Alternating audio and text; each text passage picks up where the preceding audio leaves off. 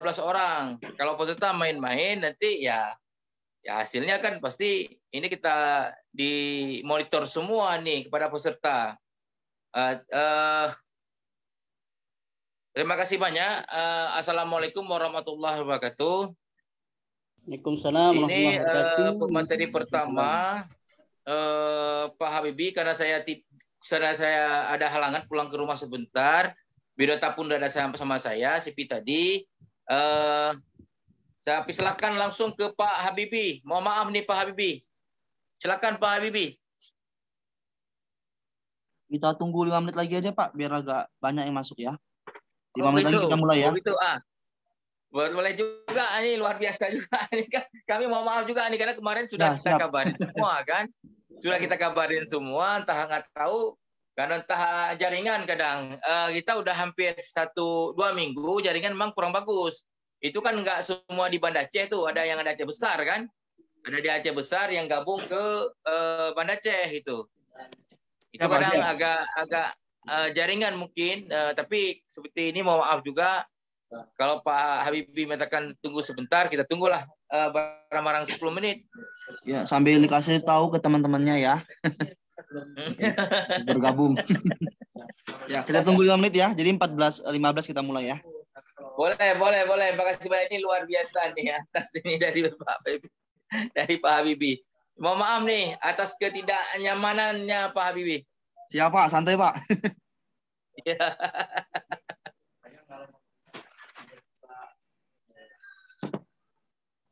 Ya, kepada peserta saya tolong videonya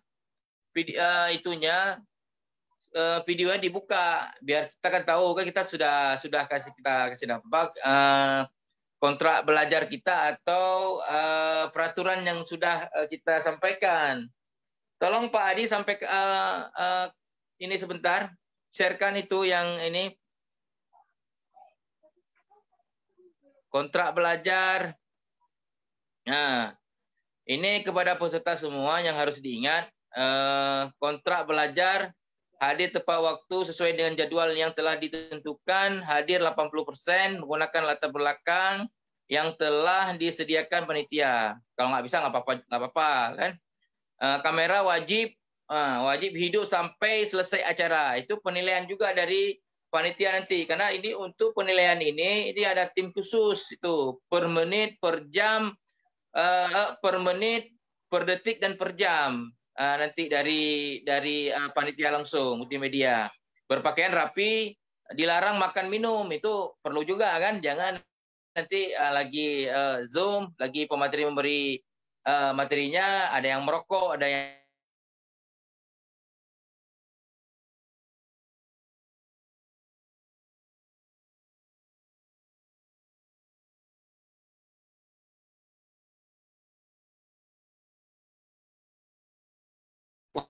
menggunakan nama asli, itu perlu juga. Ini kita sampaikan karena ini hari pertama, bolehlah kan kita sampaikan. Nama di Zoom itu harus nama asli. Kalau tidak nama asli, nanti kami akan keluarkan dari Zoom-nya. Gitu. Ini kan peraturan yang kita sampaikan. Saya lihat dulu sebentar. Berapa sudah? Masih 13 juga nih. Masih 13 orang, karena peserta 20 orang.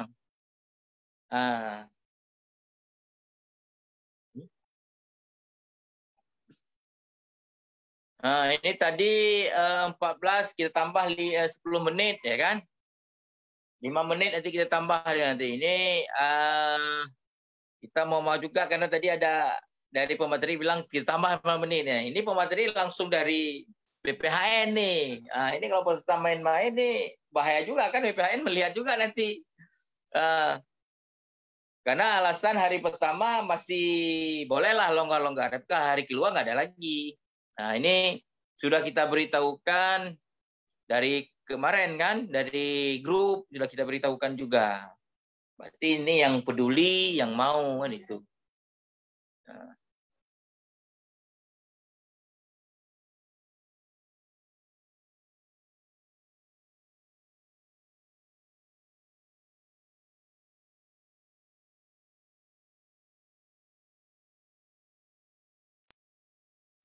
Pak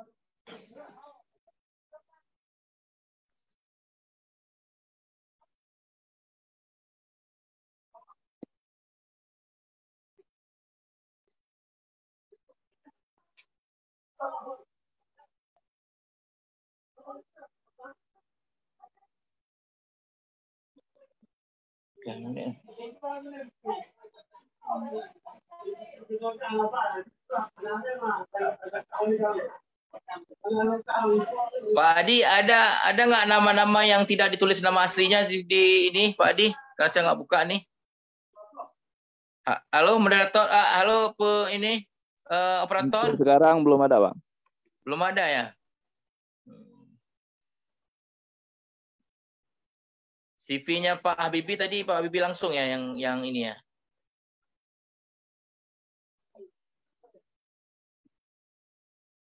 Berarti kalau 13 ini yang masih udah kita tunggu, masih juga 13, sudah kita beritahukan juga nggak ada konfirmasi ya. Pak Habibie, assalamualaikum. Pak Habibie, halo. Siap, waalaikumsalam Pak. Kita mulai aja lah ya. Iya, ya, karena gini kan kita sudah tunggu kan. Nah, ginilah kenapa kemarin memang yang daftar memang luar biasa. Tapi Siap. Pak Habibie yang yang peduli ya seperti inilah kan. Karena yang waktu hari kemarin itu hampir 200 orang tuh. Tapi sudah yang lulus cuma 30 orang. Itu yang belum ada yang dari BPHN. Tapi ini orang kan kena ada dari peraturannya dari BPHN. Ya Pak. Ya, ini mohon maaf nih Pak Habibie, bukan kita sengaja dan ini berarti yang peduli terhadap ya masyarakat lah kan. Ya. Nanti jangan jadi paralegal yang tidak tahu apa-apa kan, bahaya juga kan paralegal tidak tahu apa-apa. Nah, ini ya silakanlah nih Pak Habibie, saya silakan tempat dan waktunya. Terima kasih Pak Muzakir selaku koordinator paralegal ya. Ya betul. Ya, koordinator paralegal Yara Banda Aceh. Terima kasih. Perkenalkan saya Rahmat Syafat Habibie. Bisa dipanggil Habibie saja. Saya saat ini berada di bertugas di Kementerian Hukum dan HAM, khususnya pada Pusat Penyuluhan dan Bantuan Hukum Badan Pembinaan Hukum Nasional Kementerian Hukum dan HAM. Mungkin kita sambil menunggu peserta lain, saya sebenarnya pengen perkenalan juga nih Pak. Jadi biar tahu peserta ini dari mana, namanya, nama panggilannya dari mana, kemudian backgroundnya apa, apakah mahasiswa ataukah dari kalangan umum ya. Kalau memang dari kalangan umum, aktifnya sekarang lagi apa. Kemudian kalau mahasiswa semester berapa, kemudian konsentrasi apa, atau mahasiswa dari fakultas atau universitas mana, seperti itu. Mungkin kita kenalan dulu ya dari mana ya? Mungkin dari Pak Ahmad Syafi'i mungkin ya. Ini ya. Silakan boleh, Pak. Pak, boleh. Cek. Udah ada suaranya Pak? Ada Pak. Oke. Assalamualaikum warahmatullahi wabarakatuh. Waalaikumsalam warahmatullahi wabarakatuh. Waalaikumsalam. Perkenalkan Bapak Ibu sekalian, nama saya Ahmad Syafi'i SH Bapak. Saya kelahiran Idicut, Kecamatan Darul Aman, Kabupaten Aceh Timur. Saya sekarang umum ya Pak. Saya sekarang bergerak di bidang pemberdayaan masyarakat, mendampingi masyarakat dalam kegiatan pemberdayaan Pak. Hanya itu. Wabillahi taufiq wal hidayah. Assalamualaikum warahmatullahi wabarakatuh. Terima kasih Pak Ahmad Syafi'i. Kemudian kita ke A dulu ya berarti ya. Ke Pak Aulia Rahmat mungkin.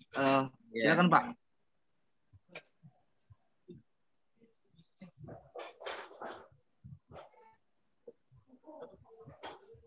Ya, Pak Aulia Rahmat. Silakan Pak, perkenalan diri kan Pak.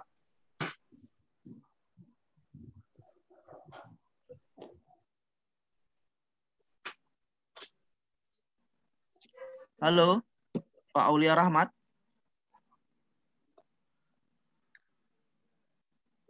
Ada suaranya ya? Mungkin kita langsung ke ini aja deh, ke Pak Umar ya. Pak Umar, mohon perkenalan diri Pak Umar. Pak Umar dari mana? Sekarang aktif di mana? Silakan Pak. Baik, terima kasih. Assalamualaikum warahmatullahi wabarakatuh. Waalaikumsalam warahmatullahi wabarakatuh. Waalaikumsalam. Nama saya Umar, kelahiran Menasah Masjid 0506-1977.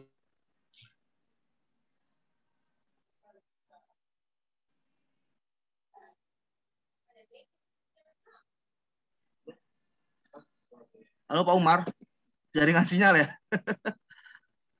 Ya, mungkin kurang sinyal ini tergantung Ya, karena apa. Pak Umar kemarin dari ada jaringan gempa juga. masjid ya? Ini mana Pak? Pak Umar dari jaringan apa tadi Pak? Apa kita? Dari Ya. dari media dan juga ormas dan lembaga Pak. Oke, siap. Oke. Terima kasih Pak Umar ya.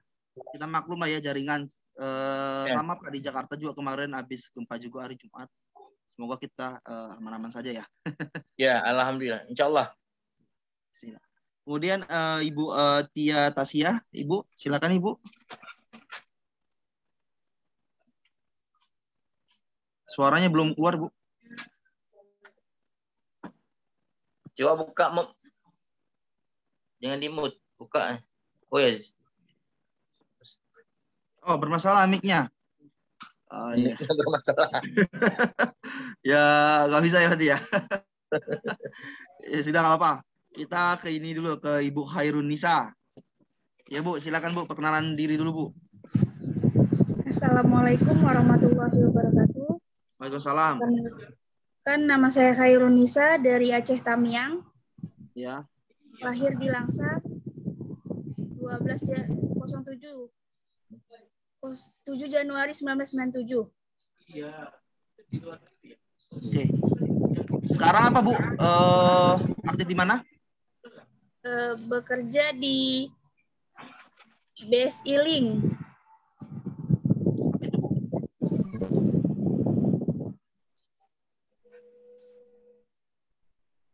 Halo. Ya, Di mana Bu? BSI Link. iya kerja di Briling Pak. Oh, alah. Siap. Terima kasih Ibu Khairunisa.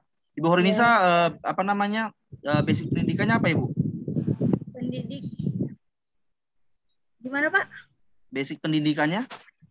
S1 Hukum Keluarga Islam. Hukum keluarga Islam ya? Oh. Iya. Dari Unsia. IAIN Langsa. Oh iya, Langsa. Oke. Terima kasih SH Bu. juga tuh, Pak. SH Ya. juga tuh. Berarti banyak yang SH kita di sini. Iya, luar biasa juga tuh kan. Biasa nih pesertanya. Soalnya dari pelatihan lain tuh rata-rata Pak ada yang masih mahasiswa, kebanyakan masih mahasiswa semester 5 ke atas kebanyakan. Ada juga yang apa namanya dari ormas, ada juga yang udah sarjana hukum, tapi ada juga yang bukan sarjana hukum dari sarjana lain. Iya. Tapi kali ini banyakan SH ya. Iya. Tapi beruntung bagi saya ini kita nggak terlalu banyak gini. Kita banyak diskusi nanti. Kemudian kita perkenalan ke Saiful Heri. Assalamualaikum Pak. Waalaikumsalam Pak Saiful. Perkenalkan, nama saya Saiful Heri. Siap. Sekarang saya berdomisili di Kabupaten Aceh Tamiang. Siap. Kegiatan saya sehari-hari, saya legal di suatu perusahaan di Kabupaten Aceh Tamiang. Wow. Sarjana hukum berarti Pak? Saya magister ilmu hukum Pak. Malah MH ini. Oh, S2 ya. Iya. Dulu di mana Pak kuliahnya Pak? Saya di Universitas Muhammadiyah Sumatera Utara. UMSU. Mantap. UMSU. Ya, terus S2-nya? Ya, S1, S2 di UMSU Pak. Oh, S1, S2 di UMSU. Mantap. Terima kasih Pak Saiful Heri. Ya, terima kasih Pak, sama-sama. Luar biasa nih. Luar biasa nih Pak koordinator yang pesertanya ya. Bangga saya. Kemudian siapa lagi yang belum nih ya? Ini Pak Ibnu Sina nih dari Loksmawe. Silakan Pak, perkenalan diri dulu Pak. Kenalkan nama saya Ibnu Pak. Ya. Kalau saya pendidikannya pertanian Pak. Nah ini. Sosial ekonomi. Siap. Saya aktif di kegiatan ormas saja Pak. Ormas apa Pak? Yara Pak. Oh Yara juga, Yara Loksmawe. Ya. Kebetulan Pak, kebetulan Karena kami bilang kalau ketua nggak perlu lagi, tapi ketua ini memang luar biasa nih Bang Ibnu, karena dia langsung mau bilang lah, ya silakan ya, nggak masalah gitu. Ibnu ini ketua ini, Yara Laksmawe. Iya, betul. Iya, betul. Pak. Mantap. Ikut barengan sama kawan-kawan, Pak. Siap. Kemudian siapa yang belum nih ya? Pak Muhammad Daman Huri. Pak, silakan Pak. Kenalan Pak. Pak, siapa panggilannya? Pak Daman ya? Ya Pak. Assalamualaikum. Waalaikumsalam warahmatullahi. Kan nama saya Muhammad Daman Huri. Ya. Di Aceh Tenggara Pak. Masih mahasiswa semester 5 Pak. Semester 5. Konsentrasi apa, Mas Daman? Apa Pak? Konsentrasinya apa? Jurusannya? Ya. Ini mahasiswa Fakultas Hukum. Manajemen Pendidikan Islam Pak. Oh, bukan mahasiswa Fakultas Hukum ya berarti ya? Bukan Pak. Ya, siap. Terima kasih Mas Daman Huri ya. Kemudian yang belum siapa ya? Pak Munasir belum tadi ya? Silakan Pak Munasir, kita perkenalan dulu Pak Munasir. Baik, Assalamualaikum warahmatullahi wabarakatuh. Waalaikumsalam. Hormat kepada Pak Habibie, Pak Muzakir. Ya. Saya berasal dari Kabupaten Abdia. Sekarang berdomisili di Banda Aceh. Ya. Kegiatan Pak aktifnya Pak di mana Pak? Saya sekarang di Mitsubishi Aceh. Mitsubishi Aceh. Basic pendidikan? Hukum pidana. Hukum pidana ya Pak. Dulu kuliah di mana Pak? UIN. Di UIN Araniri, Banda Aceh. Banda Aceh. Siap. Oke, terima kasih Pak Munasir. Siap Pak Habibie. Yang belum siapa ya? Melati. Ya, Ibu Melati ya. Mana Bu Melati? Ya, Bu Melati. Silakan Bu Melati Sari. Assalamualaikum warahmatullahi wabarakatuh. Waalaikumsalam. Perkenalkan, nama saya Melati Sari Mesara SH. Saya tamatan tahun 2020 di Sekolah Tinggi Ilmu Syariah Al-Hilal Sigli, Kabupaten Pidi, Pak. Jadi Seger sekarang banget ya. Baru lulus. Insya Allah 2022 bulan ini sudah Pak. Ya. Jadi sekarang saya domisilinya di Kabupaten Pidi dan alhamdulillah saya sudah aktif atau bekerja di Pusat Pelayanan Terpadu Perlindungan Perempuan dan Anak bagian staf pengelolaan kasus anak, Pak. Sekali. Ya, terima kasih. Saya kembalikan ke Pak Habibie. Siap, terima kasih Bu Melati Sari. Siapa lagi yang belum ya Pak? Munasir. Udah, Pak Munasir sudah. Udah ya Pak Munasir ya. Ya, Pak Putra nih nggak ada videonya nih Pak Putra, kameranya mati. Pak Putra, halo Pak Putra Yulaisa. Nggak ada. Udah kita langsung aja ya, saya share screen dulu ya. Boleh. Nggak bisa nih Pak, saya share. Tolong saya dijadiin co-host, admin. Operator, Pak Adi. Sudah.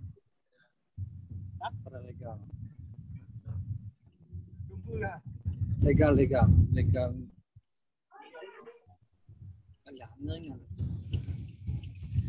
Assalamualaikum.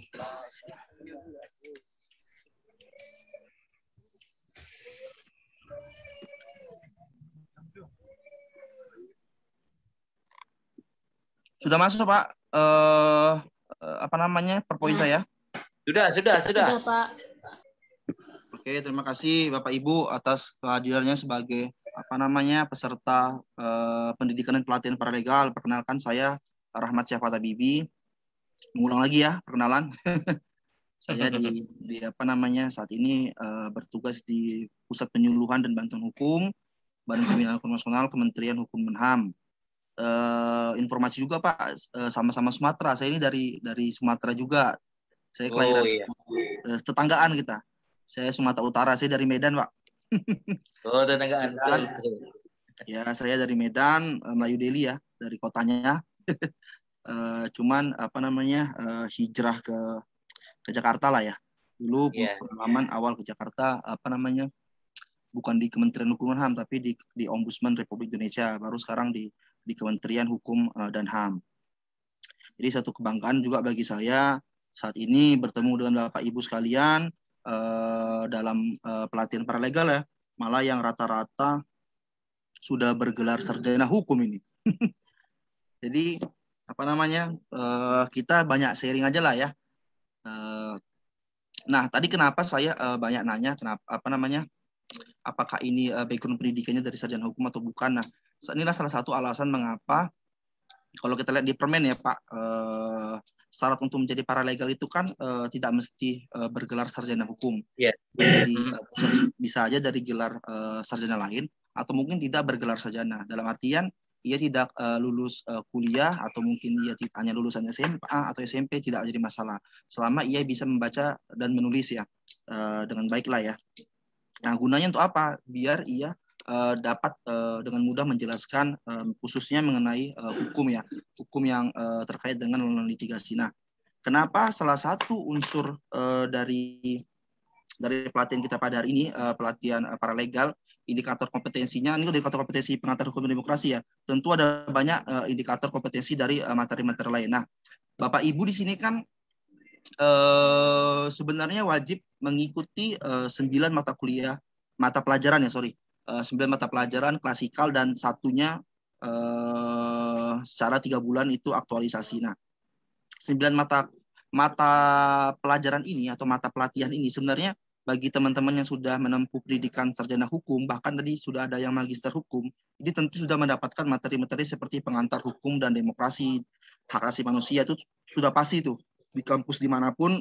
Saya tahu banget sudah ada, kayak saya misalnya di S1 saya di S1 di Malang di Brawijaya, kemudian S2 di Universitas Indonesia di Jakarta, itu dimanapun pasti dapat mata ajar dasar seperti ini. Jadi pengantar hukum demokrasi, ada hak asasi manusia yang nanti juga Bapak Ibu akan tempuh dalam 3 hari ke depan.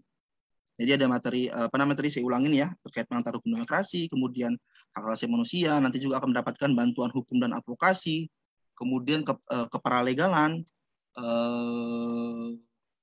struktur masyarakat dan lain sebagainya ya, sampai nanti ke prosedur lupa saya namanya ya, intinya prosedur hukum dalam sistem hukum Indonesia. Nanti Bapak Ibu semua mendapat materi-materi pokok itu. Itulah salah satu alasan mengapa materi-materi pokok itu kita berikan atau masuk dalam Permen Kumham nomor 3 tahun 2021 tentang paralegal, yang mana sudah ada pedomannya. Ya, itulah alasan bahwa karena tadi saya katakan bahwa tidak semua paralegal itu atau calon paralegal ini ya, nanti ketika jadi paralegal tidak semuanya bergelar sarjana hukum. Jadi kita akan bagaimana melatih teman-teman yang baik itu bersarjana hukum atau bukan bersarjana hukum, atau dia yang masih bersekolah ya, tapi harus minimal 18 tahun ya Bu, Bapak Ibu untuk sebagai paralegal ya. Jadi atau mungkin dia tidak lulus SMA, dia akan mendapatkan materi dasar agar dia gampang menjelaskan kepada masyarakat dengan terkait tusinya dia, tugas dan fungsinya dia. Dan ini tadi yang saya sudah di slide sedikit indikator kita pada hari ini. Nah, kita langsung ke materi inti aja ya Pak. Kita banyak sharing aja, saya cepet aja lah ya. Soalnya sudah ini juga ya, sudah banyak bergelar sarjana hukum dan magister hukum. Mana kebanyakan saya sebelumnya mengisi itu emang rata-rata bukan bergelar sarjana hukum Pak Ketua, Pak Koordinator. Jadi emang benar-benar dari nol. Tapi kali ini kita nanti mungkin banyak diskusi saja. Bahkan saya pribadi pengen mendengar pengalaman Bapak Ibu ketika aktif di kegiatannya masing-masing. Misalnya di Aceh kan kita tahu semua tuh mungkin ada tentang jinayat atau tentang hukum Islam di sana atau hukum adat di sana ya. Saya pengen tahu juga apakah punya pengalaman ketika di masyarakat seperti apa. Nah, jadi sebenarnya dari sini malah saya yang banyak belajar gitu. Seperti itu ya Pak, Bapak Ibu. Nah, lagi-lagi saya katakan kita sedikit mengulang bagi Bapak Ibu yang sudah menempuh pendidikan hukum. Jadi jangan bosan-bosan ya. Nah, pada kali ini mengenai negara hukum, semua kita tahu bahwa negara hukum itu dapat dikaitkan dengan norma atau nomos ya. Nomos berarti norma, kemudian kratos adalah kekuasaan. Jadi negara hukum itu bisa kita katakan sebagai negara yang berdasarkan hukum. Jadi faktor penentu dari penyelenggaraan kekuasaan negara adalah aturan atau norma hukum itu sendiri. Nah, istilah nomokrasi ini sebenarnya berkaitan erat dengan kedaulatan hukum atau prinsip hukum sebagai kekuasaan tertinggi. Jadi supremacy of law itu memang dalam negara hukum itu adalah hal yang sangat penting. Makanya AVDC mengatakan ini kaitannya erat dengan rule of law, atau yang di Amerika Serikat ya menjadi jargon di Amerika itu the rule of law and not of man. Jadi mengatakan bahwa sesungguhnya yang dianggap sebagai pemimpin adalah hukum itu sendiri, bukan orang. Jadi ketika suatu negara berganti pemimpin, itu tidak memiliki signifikasi yang cukup cukup signifikan terhadap hukum tentunya ya. Kenapa? Karena negara hukum tersebut negara yang menerapkan hukum, maka ketika pergantian kepemimpinan di sistem hukumnya jika tetap, nah itu tidak memberikan pengaruh yang cukup tadi saya katakan cukup signifikan. Kenapa? Karena menurut AVDC ini sesungguhnya yang memimpin dalam suatu negara hukum ya hukum itu sendiri. Seperti itu. Nah, bagaimana dengan sejarah pemikiran negara hukum ini? Sebenarnya kalau pemikiran negara hukum ini bisa kita lihat jauh belakangan dari zaman Yunani kuno bahkan ya. Nah, kita bisa lihat di pemikiran misalnya di Plato ya. Plato dalam seorang filosof Yunani kuno ini, Plato di dalam bukunya di Republik, ia berpendapat bahwa mungkin dalam mewujudkan negara yang ideal, untuk mencapai negara yang ideal yang baik, maka dibutuhkan suatu hal yang berintikan kebaikan. Nah, siapa sih yang bisa berintikan kebaikan tersebut ya? Nah, Plato mengatakan kekuasaan yang harus dipegang oleh orang yang mengetahui kebaikan yaitu seorang filosof. Bagi seorang Plato, ia mengatakan bahwa negara yang ideal, bahwa negara yang berintikan kebaikan harus dipimpin oleh seorang filosof, atau dalam waktu itu mengatakan the philosopher of king. Jadi bisa jadi katakan bisa raja, atau mungkin raja yang emang memegang sebagai filosof juga, atau mungkin Plato sendiri sebagai filosof yang seperti kita sama-sama tahu bersama. Namun anehnya Plato sendiri juga membantah pendapat tersebut dalam bukunya juga, di bukunya selanjutnya tentunya ya, di buku The Statesman dan The Law. Plato mengatakan bahwa yang dapat diwujudkan dalam bentuk yang paling baik yaitu menempatkan supremasi hukum atau supremasi of law. Ya, lagi yang seperti saya bahas sebelumnya, ini sebenarnya sejalan dengan pemikiran AVDC, tapi tentu Plato dulu ya. AVDC kan tahun-tahun setelahnya, jauh setelahnya Plato dan Aristoteles. Jadi cukup aneh ini ketika Plato awalnya mengatakan bahwa negara yang ideal itu harus dipimpin oleh seorang filosof. Namun dia membantah pendapatnya sendiri dalam bukunya tentunya The Statesman and the Law, mengatakan bahwa untuk mewujudkan negara yang ideal tersebut atau dalam negara bentuk yang paling baik yaitu menempatkan supremasi hukum, yaitu pemerintah. Kenapa supremasi hukum harus ditempatkan pada negara hukum? Kenapa? Karena ia berpendapat bahwa pemerintahan yang mampu mencegah kemerosotan kekuasaan seseorang adalah pemerintahan oleh hukum. Jadi yang tadi saya katakan di awal-awal di mukadimah bahwa ketika pergantian, bahkan pergantian pemimpinan yang bobrok sekalipun, ketika hukumnya kuat, maka ia dapat mencegah kemerosotan kekuasaan ketika berganti dengan seseorang yang bobrok, bisa kita katakan. Jadi ketika hukum yang kuat, sekotor apapun orang masuk, ia akan menjadi baik. Seperti itulah gampang berpikir sederhananya. Nah, pemikiran ini sebenarnya sejalan juga dengan Aristoteles, yang mengatakan bahwa untuk mencapai kehidupan yang paling baik, the best life possible, yang dapat dicapai adalah dengan supremasi hukum. Nah, ini sama dengan pendapatnya Plato dan AVDC ya. Nah, hukum adalah wujud kebijaksanaan kolektif warga negara nih bagi Aristoteles, kolektif wisdom. Jadi sehingga peran warga negara diperlukan dalam pembentukannya. Ini menurut Aristoteles. Nah, Lantas bagaimana dengan konsep negara hukum di negara kita, di negara Indonesia? Nah, kita bisa lihat di Undang-Undang Dasar Negara Republik Indonesia, negara kita. Sebenarnya dulu sebelum di amandemen, jadi kan negara kita pernah mengalami amandemen Undang-Undang Dasar ya, selama 4 kali. Pertama dimulai tahun 1999 yang pertama, kemudian yang tahun 2000 yang kedua, kemudian tahun 2001 yang ketiga, dan selanjutnya 2002 yang terakhir, yang keempat. Dan kita tidak tahu apakah akan di amandemen lagi ya. Nah, sebelum terjadi amandemen yang kedua kalau nggak salah ya, itu di dalam penjelasan di Undang-Undang Dasar itu mengatakan bahwa negara kita adalah negara hukum, tapi waktu itu belum masuk ke dalam batang tubuh, dalam artian masih masuk ke Undang-Undang Dasar yang masih masuk ke penjelasan. Nah, setelah di amandemen khususnya masuk pada pasal 1 ayat 3 di Undang-Undang Dasar kita, akhirnya memasukkan dengan di batang tubuhnya mengatakan bahwa negara Indonesia adalah negara hukum. Dan ini sebenarnya semakin menguatkan kita setelah reformasi, bahwa kita negara yang semakin menguatkan diri dalam apa namanya, dalam bentuk negara hukum dan tentunya negara hukum yang demokratis. Nah, gagasan negara hukum itu sendiri sebenarnya dibangun dengan suatu sistem yang fungsional dan berkeadilan. Sistem hukum itu perlu dibangun, maka mulai dibangun dari lawmaking-nya. Jadi mulai dari pembentukannya, ketika di DPR dibentuk dengan sebaik-baiknya, dibentuk dengan melibatkan partisipasi masyarakat, dibentuk dengan peduli dengan apa yang diharapkan masyarakat, sampai dengan law enforcement atau penegakannya. Jadi penegakannya tentu tidak pandang bulu. Jangan sampai hukum itu ibaratnya tumpul ke atas, tajam ke bawah. Jadi sistem hukum yang ideal itu benar-benar mulai dari lawmaking-nya, dari pembuatannya harus benar-benar melibatkan, tadi saya katakan, melibatkan unsur masyarakat, aspirasi masyarakat, apa yang diingin masyarakat. Karena seperti kita tahu ya, hukum itu kan ada istilah dulu ya, kita pernah belajar ya, ibi societas ibi ius ya, ubi societas ibi ius. Jadi mengatakan bahwa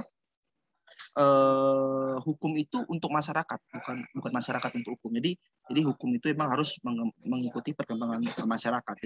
Jadi ketika masyarakatnya pengen seperti ini, ya hukum harus mengikutinya. Nah, dan apa namanya, dan pembuatan hukum itu tidak berarti ketika law enforcement-nya tidak berjalan dengan baik. Untuk itulah antara lawmaking dan law enforcement dia harus berjalan beriringan, harus berjalan bersamaan, agar antara hukum yang dibuat dengan hukum yang diterapkan, ditegakkan itu benar-benar berjalan dengan baik. Nah, di negara kita semua tahu punya ideologi Pancasila. Jadi adakah kaitan Pancasila dengan negara hukum itu sendiri? Nah, jadi negara hukum Pancasila lebih dipahami sebagai negara hukum yang berdasarkan cita-citanya pada apa yang dikandung Pancasila. Kita tahu Pancasila memiliki 5 dasar. Nah, bagaimana menempatkan hukum itu benar-benar seperti kita tahu ya, Pancasila adalah sumber dari segala sumber hukum negara. Jadi bisa dikatakan Pancasila adalah guru nom. Ada nyoret ya. Jadi Pancasila itu adalah guru nom. Jadi sumber dari segala, bisa dikatakan sumber dari segala sumber hukum negara, yang berarti bahwa segala sesuatu aturan hukum kita harus bersumber dari aturan hukum negara tentunya ya, dari Pancasila. Jadi secara filosofis kita semua tahu pembukaan Undang-Undang Dasar itu merupakan kesepakatan founding fathers kita, founding peoples kita. Maka kita sebagai generasi selanjutnya kita harus menjadikan Pancasila sebagai sumber dari segala sumber hukum kita. Nah, jadi sehingga konsep negara hukum yang modern di zaman ini juga diterapkan oleh Indonesia.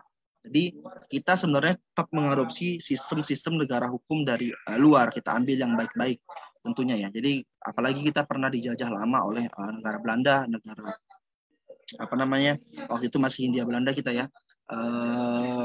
Kita juga banyak mengadopsi sistem hukum Eropa kontinental, tapi tidak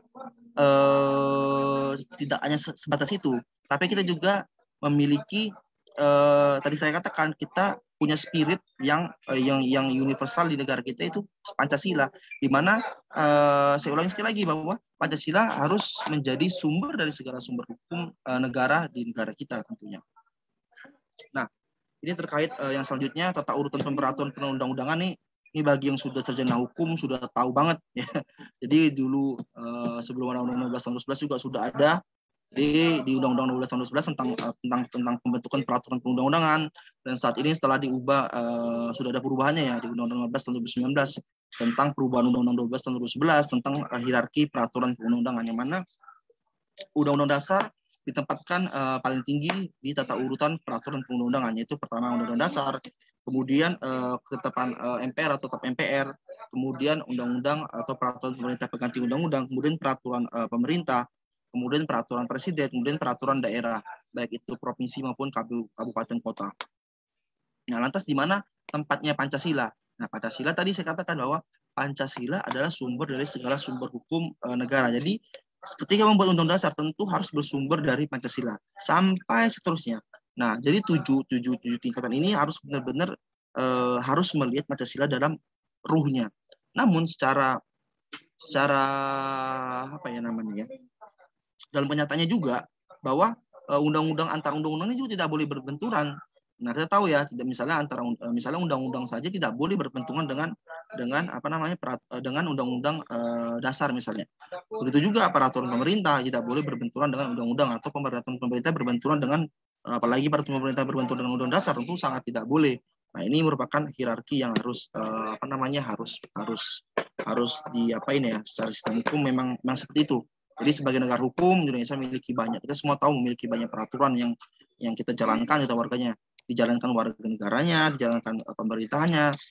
Kita cukup memiliki banyak peraturan perundang-undangan di negara kita. Untuk itulah asas-asas, misalnya kita nanti saya bahas di slide selanjutnya, misalnya mengenai asas apa namanya yang tidak boleh berbenturan antara yang undang-undang di bawahnya berbenturan dengan di atasnya. Jadi misalnya undang-undang tadi saya katakan undang-undang misalnya undang-undang narkotika nih, undang-undang 35 tahun 2009 tidak boleh berbenturan dengan undang-undang dasar, atau melalui undang-undang narkotika tidak boleh mengambil hak-hak yang diatur dalam undang-undang dasar, misal seperti itu.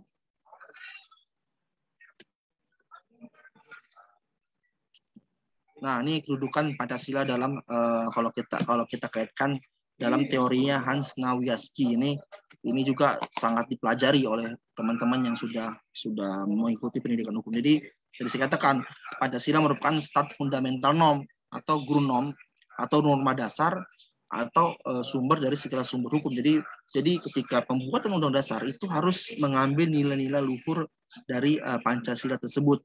Begitu juga peraturan-peraturan di bawahnya.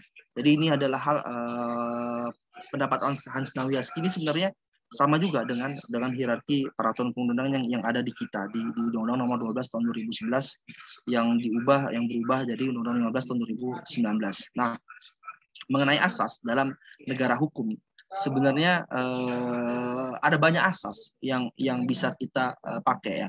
Cuman ini ada 4 asas penting, menurut saya sangat penting ya, dari negara hukum yang demokratis. Karena dalam asas kalau asas ini tidak terpenuhi, maka bisa dikatakan kita bukan merupakan negara hukum yang negara hukum. Jadi pertama adalah lex specialis derogat legi generali. Jadi aturan umum itu akan menyampaikan aturan yang lebih khusus. Jadi misalnya tadi saya katakan, misalnya undang-undang paling gampang undang-undang narkotika lah ya. Di KUHP juga misalnya mengatur tentang penyalahgunaan obat-obat tertentu misalnya. Nah, aturan mana yang dikenakan jika seseorang menggunakan narkotika misalnya. Nah, istilah lex specialis derogat legi generali itu paling gampang saya analogi seperti itu ya. Jadi misalnya seseorang menggunakan narkotika, yang paling gampang ya ia dijerat dengan undang-undang narkotika, karena di situ undang-undang narkotika adalah aturan yang lebih khusus dan KUHP aturan yang lebih umum. Kemudian lex posterior derogat legi priori, aturan yang lebih baru akan menyampaikan aturan yang lebih lama. Jadi ini misalnya sekarang kita tahu ya banyak undang-undang yang dibuat tahun 2000 berapa misalnya tahun 90 berapa.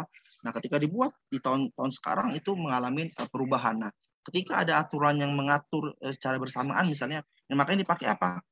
Undang-undang yang lebih dulu. Jadi misalnya ketika tadi saya katakan antar undang-undang tingkatnya sederajat, dia akan kita lihat aturan mana yang lebih umum, aturan mana lebih khusus untuk yang mengatur lebih khusus, yang lebih bisa menyampaikan aturan umum. Nah, ketika sama-sama khusus misalnya, maka mengenai terkait asas lex posterior derogat legi priori ini, maka yang digunakan adalah asas maka digunakan ada aturan hukum yang lebih baru. Bahkan sekarang di ilmu peraturan perundang-undangan, ketika merevisi undang-undang, bahkan di dalam salah satu pasalnya itu mengatakan bahwa di akhirnya mengatakan bahwa setelah disahkan maka peraturan yang sebelumnya dinyatakan sudah tidak berlaku lagi. Nah, itu maka malah lebih baik. Jadi secara hukum itu mengunci bahwa aturan yang sebelumnya telah dinyatakan sudah tidak berlaku lagi. Nah, kalau yang tadi yang jadi masalah kan ketika undang-undang yang baru tidak mengatakan bahwa aturan sebelumnya atau aturan lain itu tidak berlaku ya. Jadi makanya kita akan melihat undang-undang lebih baru akan kita terapkan karena asas lex posterior derogat legi priori. Kemudian asas lex superior derogat legi inferior ini terkait dengan asas yang saya jelaskan di awal tadi mengenai hierarki peraturan perundang-undangan. Jadi bagaimana peraturan perundang-undangan yang lebih rendah tidak boleh bertentangan dengan peraturan yang lebih tinggi, atau simpelnya peraturan perundang-undangan yang lebih tinggi kedudukannya, misalnya undang-undang dasar, ia akan menyampingkan peraturan yang lebih rendah. Jadi tidak boleh misalnya undang-undang berbenturan dengan undang-undang dasar, atau misalnya peraturan pemerintah berbenturan dengan undang-undang, atau peraturan presiden misalnya berbenturan dengan peraturan pemerintah, dan seterusnya ke atas sampai undang-undang dasar. Kemudian terakhir, asas yang menurut saya sangat penting juga, yaitu asas non-retroaktif dan asas legalitas. Ini adalah asas yang sangat penting dalam negara kita, negara hukum dan demokrasi ya. Jadi asas non-retroaktifnya tidak berlaku surut ya. Jadi tidak boleh seseorang dikenakan suatu peraturan perundang-undangan yang mana tindakannya duluan. Jadi misalnya ketika kita saat ini di mana ya, di Aceh misalnya ya, di Aceh perilaku yang simpelnya misalnya membuang sampah sembarangan di daerah tertentu.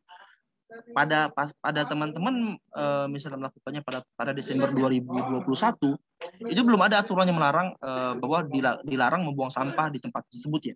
Nah, ketika tahun 2022 saat ini bulan Januari diterapkan peraturan mengatakan bahwa dilarang membuang sampah maka akan dihukum sekian. Nah, teman-teman tidak boleh dikenakan aturan hukum atas tindakan teman-teman yang telah teman-teman lakukan sebelumnya, yang mana tindakan tersebut ketika dilakukan belum ada aturannya. Nah, ini asas non-retroaktif yang sangat penting menurut saya. Kenapa?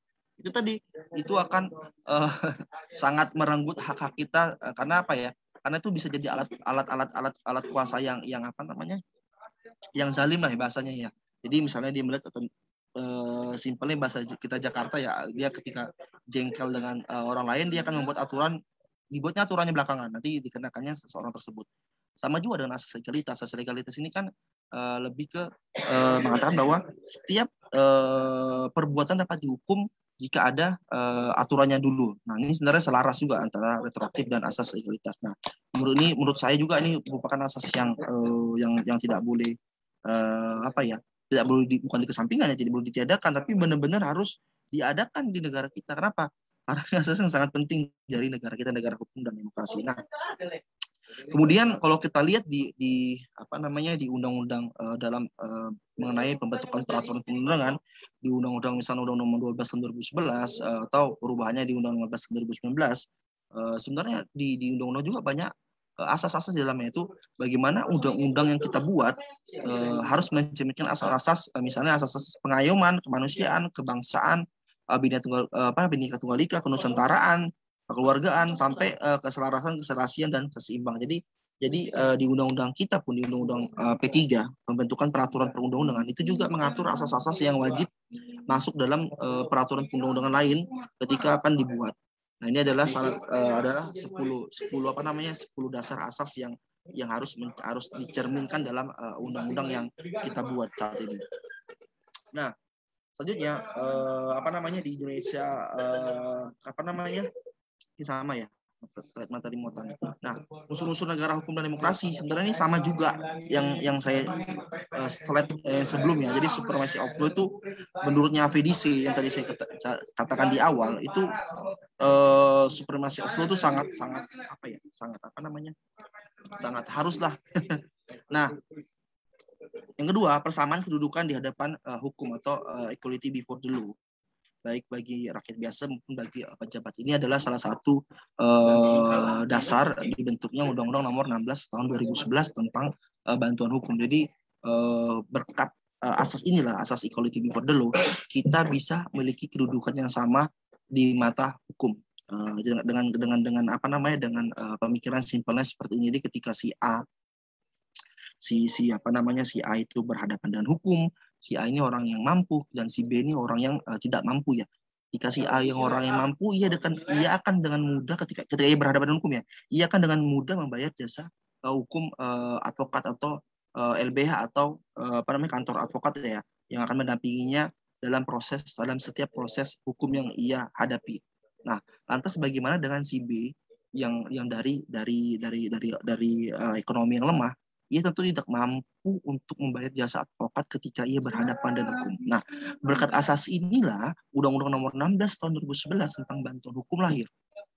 Jadi, ketika masyarakat saat ini, masyarakat yang dalam ekonomi tidak mampu, ketika ia berhadapan dengan hukum, ia dapat didampingi oleh advokat pada OBH, ya, organisasi bantuan hukum yang terverifikasi dan terakreditasi Kementerian Hukum dan HAM untuk mendampingi setiap proses hukum yang ia hadapi sampai selesai. Jika sampai inkrah selesai. Begitu juga termasuk litigasi, ya, layanan konsultasi dan sebagainya. Nah, ini adalah salah satu asas equality dulu, merupakan asas yang menurut kita bersama sangat penting dalam negara hukum seperti ini. Kemudian terjaminnya hak asasi manusia oleh undang-undang dan keputusan-keputusannya pengadilan ini salah satu pendapatnya AVDC. Dan kemudian yang selanjutnya menurut Julius Stahl sama juga sebenarnya bersama mengenai perlindungan hak asasi manusia, kemudian pemerintahan berdasarkan undang-undang sama yang sudah saya jelaskan, dan yang menjadi khusus dari pemikiran Julius Stahl ini diantaranya peradilan tata usaha negara. Nah, peradilan tata usaha negara ini membuat penting dari negara hukum dan demokrasi adalah kita sebagai pejabat negara, kita sebagai aparatur negara itu dapat dikoreksi oleh masyarakat umum. Jadi misalnya kita membuat suatu kebijakan melalui keputusan tata usaha negara, ya, maka masyarakat yang merasakan dirugikan dari keputusan tata usaha negara tersebut dapat mengajukan gugatan kepada pengadilan tata usaha negara. Nah, ini adalah merupakan menurut saya salah satu ide khusus dari Julius Stahl yang menurut saya sangat penting, ya, mengenai peradilan tata usaha negara. Kenapa? Karena pejabat negara bisa diawasi dalam setiap pembuatan kebijakan yang mereka buat. Ini sangat penting sekali menurut saya. Nah, kemudian menurut pakar kita dari negara kita, menurut prinsip-prinsip negara hukum dan prinsip demokrasi, menurutnya Jimli Asidik, ya, ini guru besar saya juga ketika di Fakultas Hukum UI, beliau mengajar di kelas saya. Emang ini banyak buku yang beliau torehkan, ya. Nah, menurut beliau prinsip-prinsip negara hukum dan prinsip-prinsip demokrasi itu harus masuk, yaitu pertama supremacy of law yang sudah kita bahas di awal tadi. Begitu juga persamaan dalam hukum atau equality before the law, tadi juga sudah asas legalitas, tadi sudah pembatasan kekuasaan. Nah, pembatasan kekuasaan ini kenapa penting? Karena semakin lama orang berkuasa, maka semakin erat dia dengan baik itu dengan korupsi, baik itu dengan kerakusan dan sebagainya. Nah, makanya pentingnya pembatasan kekuasaan agar apa? Agar tidak ada kekuasaan yang absolut lah, seperti zaman-zaman dulu, ya. Nah, kemudian ada organ-organ pemerintah yang independen, ya. Saat ini kita tahu Mahkamah Agung misalnya sudah tidak, dulu kan ada namanya Kementerian Kehakiman, ya. Di kami Kementerian Hukum dan HAM, saat ini hakim sudah independen. Kemudian banyak lembaga-lembaga atau organ-organ pemerintah lain, misalnya kayak Ombudsman Republik Indonesia, kemudian ada bahkan Komnas, ya, Komisi Nasional, Komnas HAM misalnya, dan sebagainya. Itu salah satu, menurut Jimlis ini merupakan salah satu syarat penting dari negara hukum dan demokrasi.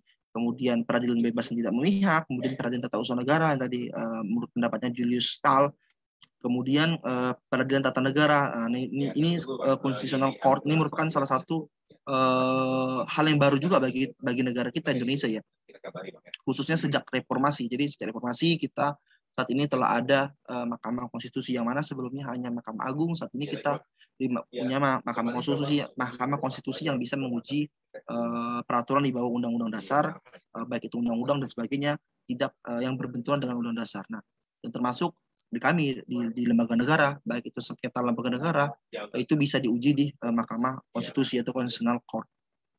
Kemudian perlindungan hak asasi manusia, kemudian demokratis, yang bersifat demokratis, ya, kemudian berfungsi sebagai sarana mewujudkan tujuan bernegara. Jadi welfare state, negara bertujuan untuk kesejahteraan, itu adalah salah satu prinsip penting dari negara hukum bagi Jimli Asidik. Termasuk juga transparansi dan kontrol sosial.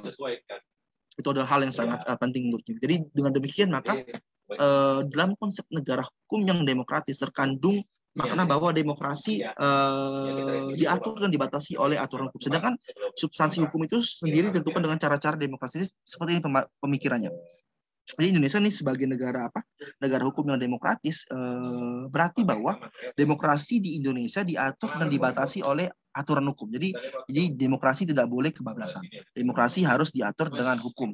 Walaupun demokrasi misalnya freedom of speech, misalnya kebebasan orang untuk mengemukakan pendapatnya, itu boleh, disilakan. Misalnya sudah diatur juga di pasal 28 kita ya, saya lupa 28D apa 28J atau berapa ya, yang pasti di pasal 28 bab khusus hak asasi manusia di Undang-Undang Dasar kita telah diatur bahwa banyak kebebasan-kebebasan diatur untuk diberikan kepada masyarakat. Misalnya tadi salah satunya saya katakan freedom of speech, ada freedom of association atau kebebasan berorganisasi, misalnya itu bisa dibebaskan, tapi tetap dalam koridor yang telah ditentukan. Nah, pembatasannya juga harus diatur dalam undang-undang. Kenapa? Karena di pasal 28I di Undang-Undang Dasar itu mewajibkan bahwa setiap dalam menjalankan kebebasannya, setiap warga negara wajib tunduk atau patuh terhadap pembatasan yang diatur dalam undang-undang. Jadi demokrasi ini di Indonesia harus diatur dan dibatasi oleh aturan hukum. Sedangkan substansi hukum itu sendiri dibuat dan dibentuk oleh cara-cara yang demokrasi. Jadi antara hukum dan demokrasi itu harus berjalan bersama. Jadi ketika demokrasi harus dibatasi oleh hukum, dan hukum juga harus dibuat dengan cara demokrasi. Nah, saat ini sama-sama kita tahu ya bahwa hukum saat ini telah dibuat oleh hukum saat ini kan kita dibuat melalui DPR ya, merupakan bisa dikatakan cerminan dari keterwakilan masyarakat kita dari seluruh Indonesia. Jadi melalui DPR sini bukti bahwa hukum itu dibuat dengan cara yang demokratis. Nah, saat ini saya masuk dengan peran-peran, di mana sih peran paralegal dalam negara hukum dan demokrasi. Jadi ketika hukum sebagai supremasi, jadi kita dapat melihat bahwa bentuk dan wujud negara hukum Indonesia sudah menjadi komitmen para pendiri bangsa kita ya. Nah, tentu komitmen ini harus dilanjutkan dengan mewujudkan dalam praktik-praktik berbangsa dan bernegara. Nah, di mana posisi paralegal? Nah, untuk itulah karena kita tahu ya saat ini ya hukum itu ternyata masih belum ditempatkan, walaupun secara normatif, secara konsep hukum itu dikatakan sebagai salah satu bisa dikatakan supremasi of law ya, hukum itu menjadi supremasi, tapi ternyata gampangnya lah ya kita bisa lihat masih banyak terjadi misalnya masyarakat yang tidak puas misalnya ketika kita mendapatkan di Jakarta misalnya ada pencopet atau apa ya, mereka langsung melakukan ya hukum jalanan lah ya, mereka dengan rame-rame meroyok. Nah, itu kan salah satu bisa dikatakan bentuk ketidakpuasan masyarakat atas praktik hukum di negara kita. Nah, maka tadi ternyata hukum di negara kita ini masih belum ditempatkan sebagai sesuatu yang supreme. Untuk itulah diharapkan banyak peran untuk berpartisipasi di dalam. Jadi misalnya aparat negara sudah hukum yang dibuat dengan baik sudah. Nah, masyarakat juga harus kita bentuk bersama-sama agar apa? Agar kalau katanya salah satu pendapat tuh ya katanya struktur, kultur dan substansi. Jadi ketika substansinya dibuat dengan baik, substansi aturan hukum ya, kemudian aparaturnya ya, strukturnya, aparatur negaranya baik. Nah, masyarakatnya juga harus baik, kulturnya harus baik. Nah, itulah yang dalam mengatasi hal tersebut diperlukanlah peran paralegal sebagai ujung tombak bantuan hukum non litigasi. Jadi bantuan hukum non litigasi ini ada banyak sekali ya.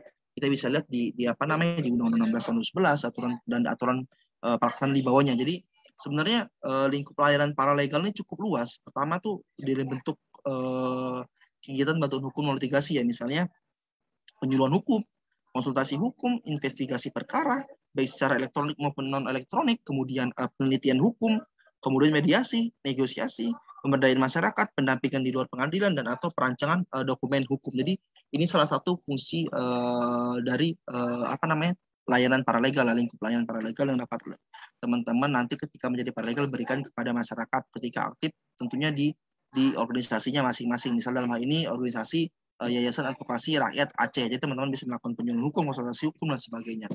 Nah, inilah berdasarkan yang saya katakan di awal tadi, kenapa paralegal ketika mengikuti pendidikan pelatihan, apalagi ada yang bukan bersarjana hukum ya, ia harus mendapatkan materi dasar. Kenapa? Karena ketika ia memberikan konsultasi hukum, ia harus bisa menjelaskan dengan mudah dipahami kepada masyarakat tempat ia, tentunya tempat ia, wilayahnya dia ya. Nah, untuk itulah pelatihan dasar seperti ini harus dilalui oleh teman-teman paralegal. Nah, bagi teman-teman yang sudah melalui di pendidikan hukum sebelumnya, maka ya teman-teman mengulang lagi untuk lebih mengasah lagi.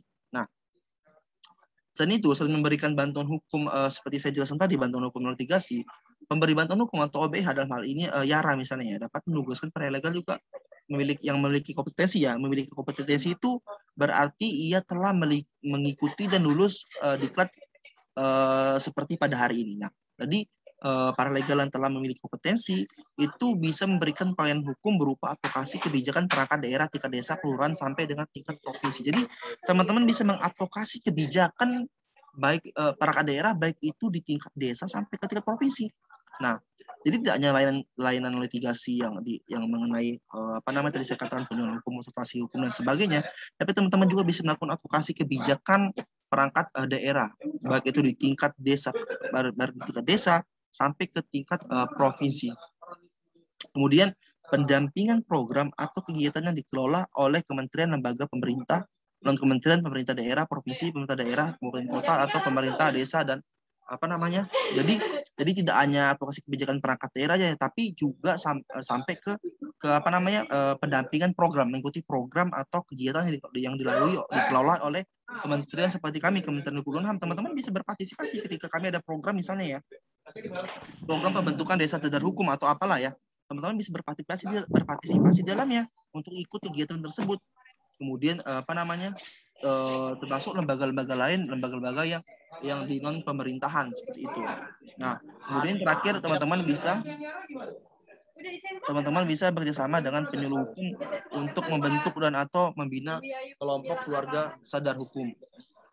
Teman-teman bisa koordinasi dengan teman-teman di kantor wilayah Kementerian Hukum dan HAM.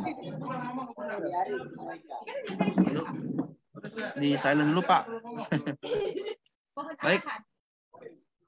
Ini yang saya katakan tadi menurutnya Lawrence M. Friedman ya. Jadi salah satu bentuk agar hukum yang ideal itu pertama Pak Muhammad Nuzul, suaranya diitin dulu Pak, di off dulu Pak. Muhammad Nuzul. Matian, bukan ganti mati. Audionya di off dulu Pak. Baik, jadi peran paralegal dalam tegaknya hukum ini sejalan dengan pendapatnya Lawrence M. Friedman. Jadi ketika strukturnya harus dibentuk dengan baik, misalnya aparatur negara dengan baik, kemudian substansinya substansi of the law, mulai dari pembuatannya dibuat dengan baik, dibuat di DPR dengan keterwakilan rakyat, dengan partisipasi masyarakat dan sebagainya, maka legal kultur atau budaya hukumnya juga harus dibentuk dengan baik. Nah, salah satu yang ikut membentuk budaya hukum ini adalah siapa? Ya kita semua, yaitu paralegal yang bergabung pada organisasi bantuan hukum. Jadi teman-teman saat ini diharapkan untuk berpartisipasi dalam membentuk budaya hukum masyarakat. Jadi selain layanan tadi saya katakan, layanan konsultasi hukum, penyuluhan hukum itu kan tentu akan ikut membentuk budaya hukum di masyarakat. Nah, jadi teman-teman memiliki sebagai paralegal ya, memiliki peran-peran yang sangat strategis, apalagi saat ini secara peraturan perundang-undangan sudah diatur dalam Peraturan Menteri Hukum dan HAM mengenai Peraturan Menteri Hukum dan HAM nomor 3 tahun 2001 tentang paralegal. Nah, dan ini merupakan salah satu hal yang tonggak sejarah dari peran paralegal, karena paralegal sebelumnya ia hanya tanpa ada aturan hukum yang mengaturnya. Nah, saat ini ketika disebut di Undang-Undang Nomor 11 tahun 2011, kemudian diatur lebih khusus di Peraturan Menteri Nomor 3 tahun 2021, ini semakin menguatkan bahwa peran paralegal adalah peran yang sangat strategis dalam dunia hukum saat ini. Mungkin hanya itu yang bisa saya berikan. Kita selanjutnya diskusi ya Bapak Ibu. Saya sebenarnya pengen banget dengar pengalaman Bapak Ibu sebagai paralegal di wilayah Aceh tentunya. Kenapa? Karena saya ke Aceh saja baru sekali Pak, baru bulan apa ya waktu itu ya, bulan November saya ke Aceh kemarin. Saya ke Aceh. Ternyata banyak hal yang tidak saya ketahui dari Aceh. Nah, saya juga pengen mendengar pengalaman Bapak Ibu di Aceh tentunya ya, dalam pelayanan sebagai paralegap. Mungkin itu aja ya Pak Koordinator, Pak Muzakir. Ya. Assalamualaikum warahmatullahi wabarakatuh. Ya, makasih banyak atas ini pematerinya dari Pak Habibie. Saya rasa kebetulan hampir bukan sebahagian ya, itu dari S1 semua, S1 hukum, berarti sangat mengerti dan sangat paham, ya kan? Iya Pak. Ini cuma pengulangan saja itu Pak Habibie ya. Iya Pak. Ini karena ini masih ada waktu, kita ada waktu setengah jam lagi. Seperti Pak Habibie tadi, kita mau diskusi boleh juga atau session. Gimana Pak Habibie? Iya, kita sharing lah Pak. Saya pengen mendengar juga pengalaman teman-teman. Boleh, boleh kita persilakan di Jakarta tahu. Iya. Mudah-mudahan nanti tahun depan ke Aceh lah, ya kan? Ya Pak. Saya baru kemarin Pak dari Aceh Pak, dari Kanwil Pak. Oh iya. Gimana Pak? Ikamen saya baru dari Aceh juga ke OBH mana ya pengawasan kemarin. Kalau nggak salah ke Yara ya? Yara teman saya, satu lagi teman saya Mbak Indah itu ke Yara. Oh iya dari OBH itu Pak Bang. Saya yang ini ke ini. Mantap. OBH apa kemarin? RJWG ya Pak? Restoratif Justice apa ya? Ya kalau nggak salah ya. Iya, saya ke sana kemarin ada pengawasan beberapa OBH saya ke Aceh. Sampai ke Sabang juga kemarin. Pak di Sabang gitu, ya. Keren banget. Ya luar biasa lah. Ini kepada peserta, biar jangan menonton nih kan, karena peserta ini bukan lagi siswa, tapi sudah mahasiswa nih kan. Sangat ngerti udah tanya jawab, atau kita beri session berapa orang atau 4 orang, karena tapi ini cuma 18 orang saya pikir. Seperti Pak Habibie bilang tadi, kalau mau diskusi silakan kepada peserta, siapa yang mau bertanya. Saya rasa nggak perlu lagi session lah, coba lah bertanya langsung, ini masih ada waktu setengah jam lagi lah, silakan kepada peserta yang mau. Ini Pak Ahmad Syafi'i kayaknya nih, semangat banget nih Pak Ahmad Syafi'i ini. Silakan Pak Ahmad Syafi'i. Cerita tentang kisahnya apa gimana? Silakan Pak Ahmad Syafi'i. Langsung aja ke Pak Habibie. Sharing aja kita Pak Ahmad Syafi'i. Silakan, langsung Pak. aja. Oke, Assalamualaikum warahmatullahi wabarakatuh. Waalaikumsalam warahmatullahi wabarakatuh. Terima kasih kepada Pak Habibie sebagai pemateri, dan kepada Pak Muzakir sebagai koordinator paralegal ya untuk Aceh. Memang saya sudah background hukum sih Pak, tapi sudah lama bergerak di pemberdayaan Pak. Jadi ilmu hukum ini agak bukan menghilang ya, masih ada dasar-dasar sedikit lagi, tapi insya Allah kalau untuk pemberdayaan sudah lama berkecimpung sana, mungkin pemberdayaan masih melekat Pak. Tapi kalau kita lihat sistem hukum di negara kita Indonesia ini memang seperti Bapak bilang tadi, di Undang-Undang Dasar 1945 di ayat 3 ya kan, negara kita merupakan negara hukum. Namun pada kenyataannya kalau kita lihat apalagi kasus-kasus sekarang dari 5 tahun ke belakang pada pemerintahan sekarang, banyak orang mengatakan bahwasanya hukum Indonesia itu tajam ke bawah, tidak memihak kepada rakyat. Tapi alhamdulillah dengan adanya lembaga-lembaga terkait seperti Yara dan lembaga-lembaga hukum lainnya bisa bisa memberikan advokasi terhadap kegiatan masyarakat, khususnya masyarakat miskin di tingkat bawah, di tingkat desa ya, ke bawah, di mana kalau kita lihat di bawah ini masyarakat masih kurang terhadap, bukan kurang ya, mungkin mereka tidak tahu, mungkin kurangnya sosialisasi terhadap kegiatan mereka sehari-hari, misalnya terhadap kegiatan-kegiatan yang bersentuhan dengan hukum. Dari itu seperti pengalaman saya di bidang pemberdayaan, walau kita memberdayakan masyarakat untuk supaya mandiri, namun hukum itu sangat penting sekali untuk kegiatan keseharian masyarakat. Dari itu, kalau memang saya percaya sebagai paralegal, saya ingin adanya semacam pemberian pelatihan hukum yang bersentuhan langsung ya, langsung pada masyarakat bawah, untuk apalagi kepala desa nih Pak, dengan udah ada Undang-Undang 16 tahun 2004 kalau salah, tentang Undang-Undang Desa, banyak sekali para kepala desa yang yang terjerat hukum, masalah hukum. Tapi kalau kita lihat, mereka bukan ada niat untuk melakukan tindak pidana korupsi, tapi salah dalam melakukan kegiatannya, dalam pelaporan dan sebagainya gitu ya.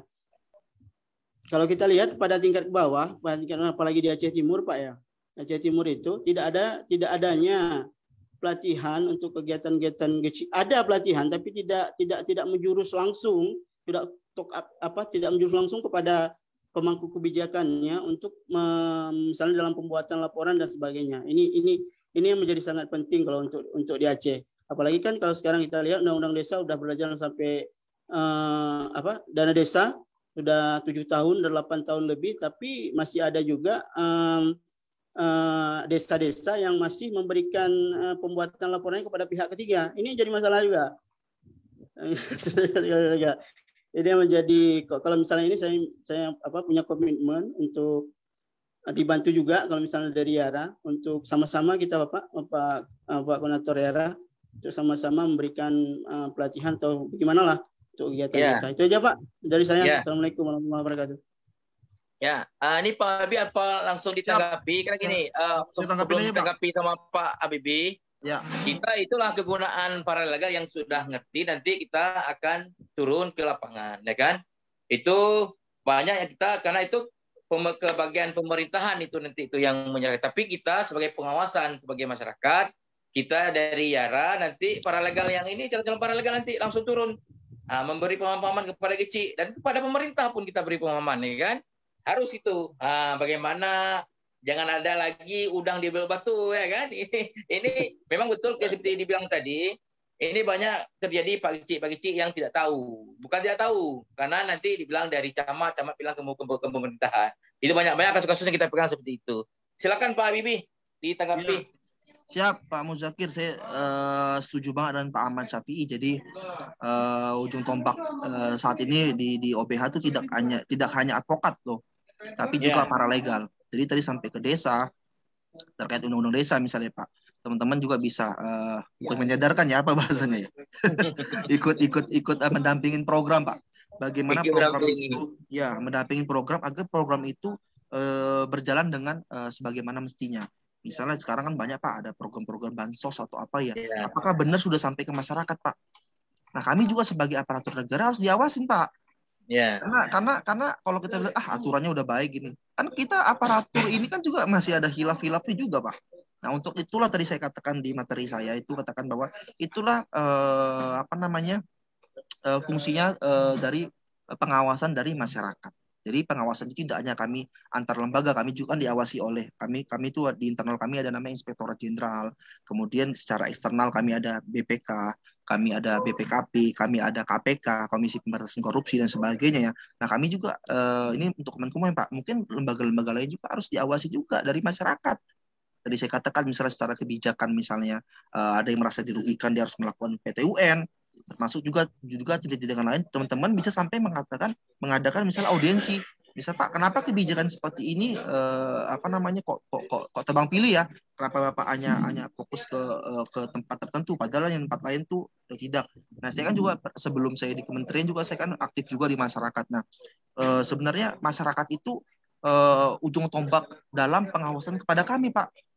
Makanya tadi saya setuju banget Pak Ahmad Syafi'i. Kemudian kalau bisa difasilitasi ya oleh Yara ya. Ini Yara ini kita harus memfasilitasi. Jadi jangan sampai pelatihan ini ya kayak jadi asap aja Pak selesai gitu. Jangan sampai. Jadi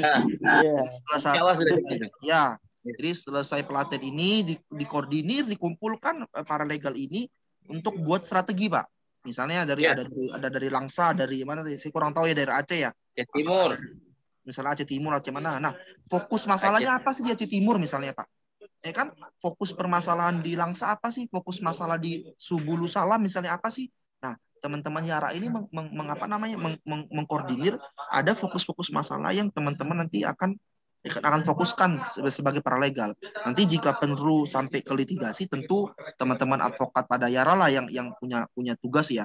Nanti ketika mengadvokasi itu tugasnya teman-teman paralegal, sampai misalnya kalau di komen saya ngisi di di Sulawesi Selatan saya ngisi ya. Itu mereka aktif, Pak. Ibu-ibu mendampingi ibu-ibunya di desa tersebut untuk melaporkan ke polisian banyak-banyak kasus-kasus di daerahnya, sampai juga memediasi, Pak, ketika ada kasus kayak ada RT, Pak, itu fokus kasus-kasus teman-teman paralegal kayak gitu dibentuk tuh padahal dari OB-nya jauh jaraknya desanya, tapi mereka fokus di situ. Nah, ketika sampai tidak bisa diselesaikan secara litigasi, secara mediasi, maka disitulah tugas dari teman-teman advokat pada OBH tersebut. Gitu, Pak. Mungkin ada yang lain? Ya, silakan yang lain. Ya, silakan yang lain. Itu memang sudah kita programkan, Pak Habibie. Itu kan nanti 3 bulan ke depan, itu namanya nanti ada diawasi oleh langsung mentornya. Mentornya itu nanti pengacara. Nanti mengawasi para legalnya. Bagaimana nanti ke kejaksaan, ke pengadilan. Biarpun para legal tidak bisa ke beracara, tapi kita akan bawa ke pengadilan, pun kita bawa nanti ke pengadilan untuk mendampingi klien-klien, masuk ke gubernur, camat, nanti kita bawa itu. Buat itu pasti. Buat program, Pak. Jadi 3 bulan pelatihan ini benar-benar dioptimalkan. Dan juga harapan saya tidak hanya 3 bulan ini, Pak, tapi benar-benar ke depannya, Pak. Jadi setelah jadi paralegal, ke depannya benar-benar punya tim yang kuat lah paralegal ini ya. Mengawasin mungkin bisa dikatakan kepala daerah masing-masing wilayahnya ya. Itu penting sekali, Pak. Nah, ini paralegal nanti langsung dia nanti tergabung dengan daerah.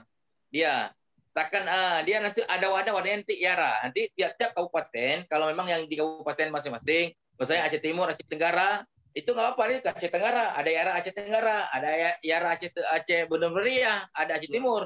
Pasti dia tidak di 3 bulan saja.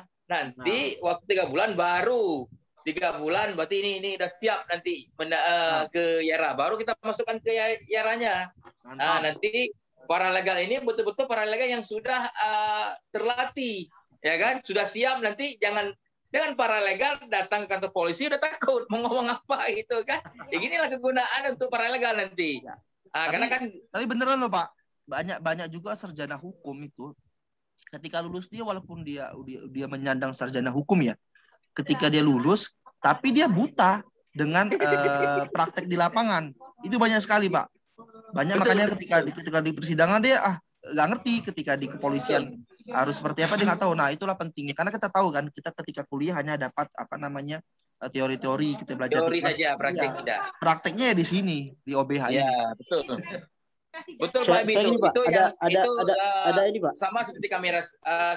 Gimana Pak Syafii? Ini ada tambahan sedikit dari saya. Sebenarnya silakan. Kita memang keluar. Boleh. Kenapa nggak boleh? Diskusi ya. Oke, sebenarnya gini, setelah kita keluar dari Universitas Hukum itu, sebenarnya kita memang udah tahu setelah gini, orang hukum itu, kalau orang bicara hukum, dia akan bicara yang lain. Itu pada intinya. Dia kalau bilang misalnya kan kita udah ada aturan tuh, misalnya aturan A, kita akan tetap komit dengan aturan A. Tapi kegiatan misalnya kita dampingi seseorang misalnya, pada masuk kita di kepolisian misalkan, itu bukan lagi aturan hukum yang berbicara. Ini yang apa namanya, makanya saya sebagai bukan kecewa sih, saya sebagai bisa dikatakan alumni hukum, ini yang jadi kekecewaan saya juga di tingkat polsek aja lah misalnya kita bilang, kalau kita ingin melakukan pendampingan masyarakat misalkan, apalah kita buka-bukaan aja lah kalau sekarang. Iya kan? Kita buka-bukaan aja lah. Misalnya bukan kita sebagai SH ini takut menghadapi kepolisian, enggak takut kita. Mereka punya apa namanya ya, punya kekuasaan. Kalau udah berhadapan dengan kekuasaan, hukum itu udah nggak ada apa-apanya. Makanya sekarang alhamdulillah sekali teknologi sudah canggih. Teknologinya sudah canggih, kita bisa memanfaatkan teknologi itu. Namun apa namanya ya? Kalau kita bandingkan hukum kita, walaupun kita di Undang-Undang Dasar itu negara kita negara hukum, tapi apa namanya, persentasenya masih di bawah 40 ke bawah lah. Nggak ada itu ininya. Bukan pesimistis. Makanya saya orang hukum, tapi saya nggak bergerak di hukum itu. Ya, Pak Syami. Ya. Gitu. Bisa kami kemana Pak Syami? Silakan. Oke. Silakan Pak. Silakan ditanggapi boleh nggak? Ini Pak Habibie, bukan saya tanggapi nih, cuman menambahkan saja, ya kan? Cuma menambahkan saja. Ini memang kebanyakan. Siapa koordinator? Ya, memang ada terjadi. Tapi begini, inilah tugas para legal nanti udah siap. Begini, sama seperti saya sebelum jadi pengacara, saya paralegal. Bagaimana saya menghadapi polisi, bagaimana saya menghadapi jaksa, bagaimana saya menghadapi pengadilan. Itu kan di kampus tidak diajarin. Ginilah saya jadi paralegal dan saya jadi pengacara. Kalau saya sudah menghadapi polisi, ini ilmunya nih, ini caranya nih. Ini mau jaksa begini caranya. Kalau paralegal tidak bisa, waktu dibilang oleh jaksa atau dibilang oleh polisi, paralegal nggak bisa jawab. Disitulah nanti. Tapi kalau paralegal yang udah bisa jawab, saya diamanahkan oleh undang-undang. Nah, jelaskan itu. Saya bukan paralegal saja. Di mana diamanahkan oleh undang-undang, jelas itu paralegal. Kalau dulu kan tidak ada dimanahkan, tapi sekarang dimanahkan oleh undang-undang. Nanti didampingi oleh pengacara. Ada cara-caranya. Kalau bercerita hukum, ya memang di lapangan itu pasti beda, tidak sesuai dengan apa. Itu kan namanya oknumnya, bukan ya peraturannya tetap itu oknumnya. Inilah kegunaan nanti. Ini mohon maaf nih Pak Habibie, agak dikit menambahkan ke Pak Syafi'i kan. Inilah kegunaan nanti dari 3 bulan itu nanti kita dampingi langsung. Kita dampingi bagaimana nanti kepolisian, bagaimana nanti datang ke daerah, bagaimana nanti penyuluhan hukum itu kita bawa juga paralegal nanti. Biar paralegal langsung yang menyampaikan penyuluhan hukum. Di daerah kan tiap bulan sekali ada penyuluhan hukum. Begitu Pak Bibi, Pak Syafi'i, maaf Pak Syafi'i. Tapi Pak Habibie ada mau nambah gimana? Silakan Pak Habibie. Cukup Pak. Luar biasa nih dari Pak Koordinator. Sudah dibantu menambahkan. Ini kan pengalaman kenapa saya bisa ini karena kan saya dulu paralegal. Sebelum saya jadi pengacara saya paralegal juga dulu. Nah, itu sekarang kalau saya udah masuk ke polisi, apa yang ditanya polisi sudah bisa saya jawab. Nah, karena kan di kampus kayak Pak Habibie bilang tadi, karena di kampus itu tidak pengalaman yang buat kita jadi besar, ya kan? Pengalaman lah, cara ngomong, cara bagaimana itu kan di pengalaman, bukan di kampus. Begitu. Ya silakan yang lainnya gimana nih? Ini Pak Muhammad Nuzul kayaknya mau ngomong nih. Udah siap-siap nih Pak Muhammad Nuzul nih. Silakan nih Pak Muhammad Nuzul. Dari tadi udah tunjuk tangan. Oh iya, sorry nggak lihat. Habis ini kayak nggak kelihatan ini backgroundnya. Siap, aman kan itu Pak. Ibu siapa panggilannya Bu? Melati. Bu Melati, silakan. Ya, Bu Melati aja boleh Pak. Ini pengalaman luar biasa Bu Melati nih. Ya, assalamualaikum warahmatullahi wabarakatuh. Waalaikumsalam. Terima kasih atas kesempatannya Pak. Jadi nih dari tadi saya kan sudah dengar apa yang disampaikan oleh Pak Habibie dan juga dari salah satu teman Bang Ahmad Syafi'i dan juga Pak Muzakir berbicara tentang paralegal. Sebenarnya ini Melati background-nya lebih ke hukum ekonomi syariah Pak. Jadi waktu kuliah dulu lebih ke ekonomi syariah, cuma gelarnya aja sarjana hukum. Jadi Melati hanya belajar masalah hukum yang lebih dominannya hukum pidana itu hanya 1 semester ataupun hukum adat hanya 1 semester. Lainnya itu kami lebih ke fiqh muamalah. Nah, jadi sekarang Melati turunnya nih udah langsung ke hukum pidana Pak. Melati udah ke advokasi, ke mediasi juga, tapi sempat shock, maksudnya kita kena shock terapi lah Pak, karena ekonomi syariah larinya ke pidana ya Pak kan. Jadi shock terapi ya pertama memang kesannya agak gimana gitu, tapi alhamdulillah ada beberapa yang menjadi permasalahan sekarang ketika Melati turun lapangan tuh memang masyarakatnya yang masih kurang akan hukum Pak. pemahaman tentang hukum, pelaksanaan tentang hukum ketika mereka terjadinya misal tindak pidana, harus melapor kemana, itu mereka masih kurang, sehingga kita perlu memang untuk bagaimana melakukan upaya penyuluhan hukum, terutama ke desa-desa terpencil, Pak. Karena sepengalaman Melati, ada memang perangkat desa juga, Pak, yang mereka tidak bisa mengatasi atau tidak bisa menyelesaikan, padahal itu hanya kasus KDRT. Karena seperti yang diungkapkan tadi, kasus KDRT kan bisa kita selesaikan secara desa terlebih dahulu, tapi itu tidak dilaksanakan, dan itu sehingga sampai ke tingkat kepolisian. Padahal itu bisa diselesaikan ke tingkat perdesaan. Dan yang selanjutnya ketika berbicara tentang advokasi yang Melati sekarang lakukan, yang ingin Melati kenapa harus mengikut paralegal sekarang, karena menurut Melati kita terjun ke lapangan itu memang ada perangkat desa yang arogan, Pak. Ketika apalagi berbicara dengan seorang perempuan dengan saya yang terlalu muda mungkin, Pak, ya. Jadi ketika berbicara kadang memang mereka menstigma terus, langsung distigmakan, kamu tuh nggak ngerti apa-apa. Jadi ketika kita langsung dipotong itu, ketika memang sudah jelas aturannya seperti apa, kita mudah menancapkan kepada mereka, sehingga ada mereka terdiam dengan sendirinya. Jadi di sini Pak Melati yang ingin mau bertanya, apa peraturan yang tadi kalau Melati nggak salah dengar, Undang-Undang Nomor 3 ya Pak, tahun 2021 tentang paralegal ya Pak, tadi Bapak bilang. Peraturan khusus ya, itu yang bisa yang kita bisa jadi bahan dasarnya Pak. Nanti ketika kita turun ke lapangan, siapa kita dan kenapa kita hadir itu juga sudah jelas berarti. Selanjutnya tahapan Pak, untuk kita menjadi paralegal sesungguhnya sebaik mungkin yang kita upayakan kan seperti itu Pak. Bagaimana kelanjutannya juga untuk kami yang background-nya walaupun hukum dan juga kadang ada background yang tidak hukum, tapi memang benar-benar mereka bisa melaksanakannya, itu berarti kan harus ada pembackupan Pak dari pihak tingkat tingginya ataupun kerjasama yang lebih besar lagi, tujuannya untuk meningkatkan bagaimana upaya hukum ini terjamin ke depannya. Itu dari Melati Pak, mungkin ada tambahan ataupun ya sharing-sharing lah ke depannya juga harus bagaimana Melati, apalagi Melati kan baru juga di sini Pak gitu.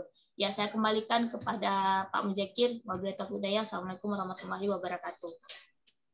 Ya, waalaikumsalam warahmatullahi wabarakatuh. Dan ini Pak Habibie nih biar jelas nanti menjelaskan nih undang-undang keparalegalan dan bantuan hukum nih. Silakan Pak Habibie. Terima kasih Pak Koordinator Pak Muzakir. Terima kasih juga Ibu Melati. Sebenarnya dulu itu Bu, paralegalis sebenarnya udah eksis, udah ada lama banget. Gitu. Bahkan ada yang mengenal istilahnya dengan pokrol bambu lah, macam-macam lah ya Pak. Ada sampai sekarang ada juga istilah baru paralegal pendamping desa, ada macam-macam lah istilahnya. Kami ngisi juga di di Kemendagri sama Kemendesa yang ngisi tuh ternyata mereka membentuk paralegal juga Bu. Tapi mereka akhirnya karena tahu sudah ada sekarang peraturan Menteri Hukum dan HAM nomor 3 tahun 2001, akhirnya standar mereka harus sesuai dengan standar yang telah kita tetapkan. Jadi walaupun mereka dilantik dibentuklah oleh desanya, ada macam-macam tuh ya, ada tenaga ahli desa macam-macam mereka bentuk. Nah, tapi tetap mereka harus ngikutin standar dari kita. Artinya di dalam Permenkumham itu mereka harus bernaung pada organisasi bantuan hukum yang telah terverifikasi dan terakreditasi oleh Kementerian Hukum dan HAM. Nah, itu harus walaupun mereka tetap bekerja di kantor desa, Bu, menjadi fasilitator misalnya terkait tadi kata Ibu misalnya ada kasus KDRT atau sebagainya ya. Nah, itu tetap mereka harus ikut bisa dikatakan supervisi dari advokat pada OBH yang terverasi seperti itu. Nah, jadi tadi saya katakan bahwa emang paralegal ini istilahnya sudah lama, sudah eksis, berjalan bersamalah dengan para advokat. Kalau advokat itu bisa beracara, jadi advokat kan diatur oleh Undang-Undang Nomor 18 Tahun 2003 tentang advokat. Jadi dia emang hanya advokat yang bisa beracara di persidangan, dibuktikan dengan KTA. Nah, teman-teman tidak bisa untuk di persidangan, tapi ketika mendampingi di kepolisian, kejaksaan, non litigasi, misalnya penyuluhan, konsultasi hukum dan sebagainya, Bapak Ibu tetap bisa. Nah, makanya nanti setelah ini, setelah mengikuti diklat selama 3 hari, 18 jam klasikal, kemudian nanti ada aktualisasi 3 bulan, kemudian dinyatakan lulus oleh OBH ya, oleh timnya Pak Muzakir, nanti dikirim ke kami. Nama-namanya semuanya nanti kami akan terbitkan sertifikat kompetensi. Nah, teman-teman akan bagian lulus akan mendapatkan sertifikat kompetensi dari Kementerian Hukum dan HAM sebagai paralegal bersertifikat, ibaratnya seperti itu.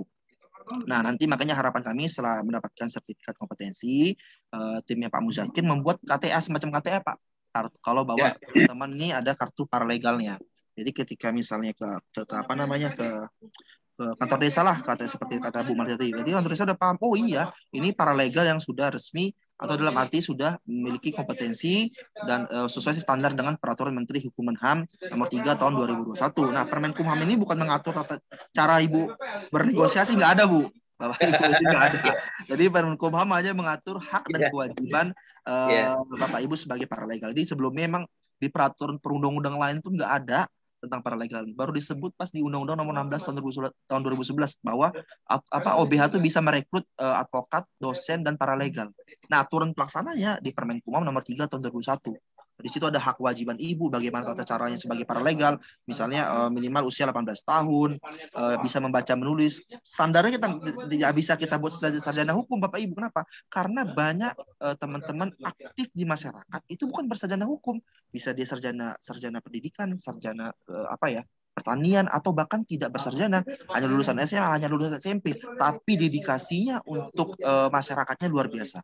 Nah, itulah salah satu alasan kami ketika membuat standar paralegal ini, mereka tidak diwajibkan berstatus sebagai sarjana hukum. Nah, tadi saya katakan banyak masyarakat di luar sana dedikasinya luar biasa untuk masyarakat di sekitarnya. Tapi kita harus punya standar yang baik ya Bu, Bapak Ibu. Jadi walaupun tadi bukan sarjana hukum atau apa, dia harus wajib mengikuti pendidikan dasar lah. Jadi ketika dia di sini alhamdulillah ya Bu, Bapak punya banyak paralegalnya sudah bersarjana hukum, mungkin membentuknya tidak terlalu sulit ya, tapi yang bukan sarjana hukum atau mungkin dia bukan lulusan SMA itu kan agak sulit kita membentuknya ya, harus mendasarkan dari hukum-hukum dasar banget. Makanya selama 3 hari itu harus dibentuk dengan hukum-hukum dasar. Nah, makanya besar harapan kami semua, kayak saya katakan tadi di awal juga, bahwa paralegal ini benar-benar ujung tombak Pak, Bu. Tadi kita kan banyak ngobrol dengan Pak Ahmad Salman juga ya. Sebenarnya kan law in book dan law in action kan berbeda, Pak Bu. Jadi hukum di buku itu beda dengan hukum di lapangan. Hukum kan beda. Tapi ya emang kenyataannya seperti itu, Bapak Ibu. Misalnya, emang kita misalnya di ketika S1 dulu kita belajar hukum pidana. Emang tahu kita dulu ketika kita ke kepolisian melapor misalnya, ternyata ada SPDP misalnya, surat perintah dimulainya penyidikan yang harus dikirim ke kejaksaan maksimal berapa hari. Ada perkapnya, ada peraturan Kapolri-nya. Misalnya ketika kita melapor sudah disidik dan sebagainya. Ternyata kita harus mendapatkan surat pemberitahuan perkembangan hasil penyidikan. Iya, SP2P. Misalnya seperti itu. Nah, kita kan hak kita sebagai pelapor misalnya. Itu nggak ada Bapak Ibu di teori-teori kita pelajari. Atau mungkin tadi yang mengatakan misalnya siapalah ya punya pengalaman buruk ketika ngelapor di kepolisian. Ternyata mereka punya mekanisme tersendiri. Mekanisme apa? Ketika polisi yang menolak laporan misalnya di perkapnya, kita bisa melapor ke Propam misalnya. Ya kan? Ada sampai ke pusat ya di Propam Polri, sampai ke Kompolnas dan sebagainya. Itu praktis sih, prakteknya banyak. Makanya tadi saya katakan di awal-awal juga, banyak orang sarjana hukum itu dia tahu teori, tapi ketika di praktek dia bingung. Misalnya saya dulu kalau seandainya saya dulu aktif organisasi ketika saya S1 dulu ya, mungkin saya ketika lulus baru sarjana hukum, ketika saya di lapangan misalnya ada saudara saya, kan paling gampang lah ya, misalnya saudara saya tolong dong bantuin ngelapor kemana, mungkin saya bingung. Itulah gunanya pengalaman di organisasi itu. Makanya saya tadi katakan bahwa law in book dan law in action itu berbeda. Sebenarnya bukan berbeda sih, emang ternyata di lapangan tuh banyak mengalami perubahan seperti itu Ibu Melati. Ada yang lain apa gimana? Ya, silakan yang lainnya. Ini luar biasa udah nih Pak Habibie menjelaskan itu. Udah luar biasa itu. Memang nanti di lapangan dan perkembangan dan langsung nanti, karena yang dampingi kan pengacara, biar nanti teratur kan itu, biar tahu. Memang betul sarjana hukum, tapi ada hal-hal yang tidak tahu, kan? Nanti kita tanya ke kepolisian, saya mau nanya apa? Saya mau nanya. Tinggal kalau kita udah tahu, datang aja ke ini kepada saya mau minta SP2HP, ya kan terkejut dia, apa ini gitu. Oke, saya mau nanya gitu. Tapi hal itu biar nanti seiring waktu lah berjalan. Seperti saya juga dan kawan-kawan yang lain, kami dulu seperti itu juga nggak tahu, biarpun sarjana hukum gitu. Ya, kepada kawan-kawan yang lain nih masih panjang waktunya nih, ya, silakan. Ini luar biasa nih, kan Pak Habibie ini kan muda kan lebih enak cara ngomongnya kan. Itu. Coba yang lain-lainnya. Karena memang jam-jam sekarang ini kalau kita waktu kuliah dulu Pak Habibie ini bawahnya ngantuk nih. Iya Pak, Belum ngantuk nih. Ayo, ada yang lain? Yang lainnya coba, yang lain kan masih banyak nih yang lainnya. Ini mungkin sharing juga Pak. Tadi siapa yang Pak Magister Hukum juga? Pak Eko ya? Pak Eko nggak salah ya, Pak Eko. Itu juga pengalamannya apa? Pengalaman apa namanya? S2-nya ya kan? Ya kan boleh, nggak apa-apa kan itu, betul tuh. Ya. Kairul Boleh minta pertolongan dari S2. Muhammad Ahmad Arifana, kan banyak masih. Silakan yang lainnya. Oke. Yang lain? Yang lain mana? Yang lain kok diam itu ya? Betul. Kok diam? Nanti aja. Dia kan mau biar aktif nih. Ini belajar apa namanya ya? Belajar aktif biar terasa itu. Ya Pak ya, terasa. Ini kalau nggak diam aja, kayak kita kuliah hanya dengar aja dosennya, kita pulang kan nggak jalan kan? Ada mananya. Nanti waktu terjun ke lapangan terkejut badan itu. Yang lain, coba yang lain. Oke, kalau nggak ada kita selesaikan. Masih waktu, masih ada. Pak Umar nih, Pak Umar udah senior nih. Ini senior banget nih kayaknya Pak Umar ya. Silakan Pak Umar. Pengalamannya biasanya yang senior nih Pak. Luar biasa nih. Iya. Itu pengalaman semua tuh yang buat ini. Ya, betul tuh. Banyak kita nggak tahu. Coba Pak Umar. Gimana Pak Umar? Ya Pak, terima kasih atas kesempatan diberikan. Sebetulnya saya kan background-nya bukan di hukum, cuma dari pesantren ya. Cuma sudah agak terlibat di beberapa lembaga dan ormas. Mungkinnya sama seperti yang Bapak apa tadi bilang, Pak. Tapi ya tadi itu memang persoalan hukum seperti yang itu adanya, juga seperti yang kita lakukan juga di beberapa ormas dan lembaga yang terlibat kita. Cuman di saat proses sudah masuk ke prosesnya, itulah yang menjadi hambatan sekarang. Cuman seperti yang tadi disampaikan, mungkin dengan sebab adanya paralegal yang dididik ini, yang masyarakat bisalah mendapatkan bayangan-bayangan tentang hukum dan proses-proses hukum yang harus dijalankan, sehingga masyarakat itu tidak lagi merasa bahwa hukum tajam ke bawah, karena mereka juga sudah tahu, oh begini. Yang terjadi sekarang kan akibat adanya anggapan hukum tajam ke bawah, itu karena memang kita selaku masyarakat di bawah ini tidak tahu proses hukumnya. Sehingga kita begitu terbentur dengan hukum, ataupun ada yang mengatakan bahwa ini akan begini-begini, jadi masyarakat merasa takut sehingga mereka merasakan kemana harus mengadu. Ya mudah-mudahan dengan adanya paralegal ini yang dibentukkan YARA, kita bilang alhamdulillah, semoga masyarakat bisa terbantu dan bisa didampingi untuk proses hukum selanjutnya. Mungkin begitu saja Pak dari saya. Assalamualaikum warahmatullahi wabarakatuh. Waalaikumsalam. Silakan Pak Habibie tanggapi ini. Terima kasih Pak Umar yang senior. Terima kasih Pak Umar. Tadi sebenarnya tadi saya katakan selain kita penting sih kita belajar hukum secara teori, tapi juga cara praktek. Nah, simpelnya juga tadi kita harus paham dengan sistem-sistem atau proses-proses di luar sana, Pak. Itu penting banget, Pak. Tadi saya katakan di sistem di kepolisian berbeda, sistem di kejaksaan juga berbeda. Bagaimana misalnya berkas itu dinyatakan P19 untuk naik ke P21 misalnya, atau dari kejaksaan ke apa namanya ke pengadilannya misalnya. Bagaimana berkas itu bisa dinyatakan sampai ke bisa di tahap selanjutnya ya. Itu kan kita ngerti, Pak. Ya kan? Misalnya paling gampang misalnya di sekitar kita, apakah setiap kasus narkotika itu wajib di apa namanya ditahan dan dilakukan apa namanya dilakukan pidana lah, penjara ya? Kan tidak semua, Pak. Seperti itu. Kenapa? Karena masih diutamakan misalnya karena kita ngerti sistem ya, misalnya sistem karena memang harus diutamakan upaya rehabilitasi. Misalnya seperti itu, Pak.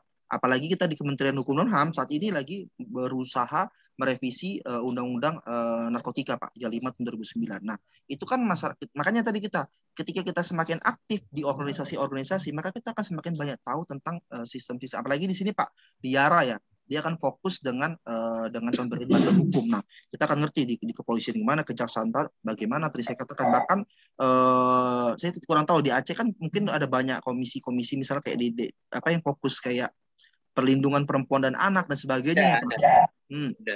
Nah, itu kan kita harus ngerti, Pak, bagaimana cara pelaporan, bagaimana misalnya ketika tidak hanya tersangka yang kita lakukan apa ya, Pak, tapi termasuk juga korban. Bagaimana pemulihan pemulihan psikologisnya kita harus kemana misalnya, atau mungkin perlindungan saksi dan korban ke LPSK dan sebagainya. Itu kan itu banyak proses sebenarnya yang tadi saya katakan yang kita sering lewat Pak ketika kita belajar hukum di universitas. Jadi Bapak yang bukan sarjana hukum gak usah khawatir. Tadi kayak Pak apa namanya tadi Pak Umar yang bukan dari sarjana hukum, kami aja Pak dari sarjana hukum banyak nggak tahu Pak ketika di lapangan banyak nggak tahu ya Pak. Walaupun kita tahu secara teori gini, tapi ketika di lapangan oh kayak gitu rupanya. Simple Pak. Misalnya saya kemarin pernah mendapatkan konsultasi misalnya terkait apa namanya ini tahu Kak, finance apa pinjaman orang angsur kredit mobil atau motor ya Pak. Nah itu ketika ada beberapa orang masyarakat umum nggak tahu ya, ketika dia misalnya dia nggak bayar berapa bulan langsung ditarik. Padahal kan aturan hukumnya tidak seperti itu Pak. Harus mendapatkan surat peringatan, dan finance penyedia dana ini harus mengusahakan bagaimana apa namanya semacam merestrukturisasi lah, bagaimana biar tetap bisa membayar. Kalau tidak bisa harus ada namanya upaya dari ke pengadilan. Karena kan kita tahu ada jaminan fidusia ya Pak di Kementerian Hukum dan HAM. Nah, itu kan kita nggak tahu. Orang masyarakat kadang nggak tahu, tiba-tiba di tengah jalan dia karena telat membayar, ada pihak ketiga misalnya apa namanya bisa disebut mata elang ya, yang langsung ngambil narik kendaraannya. Padahal itu tidak boleh. Kalau orang masyarakat yang kita tahu kan lebih melepaskan saja kan. Tapi bagi kita yang sudah tahu itu jadi kita apa namanya bahkan kita bisa mengatakan tidak bisa. Kenapa? Karena penyerahan ini harus secara sukarela dari saya. Karena penguasaan barang ini masih dengan saya, dan kendaraan ini masih dijaminkan secara fidusia di Kementerian Hukum dan HAM.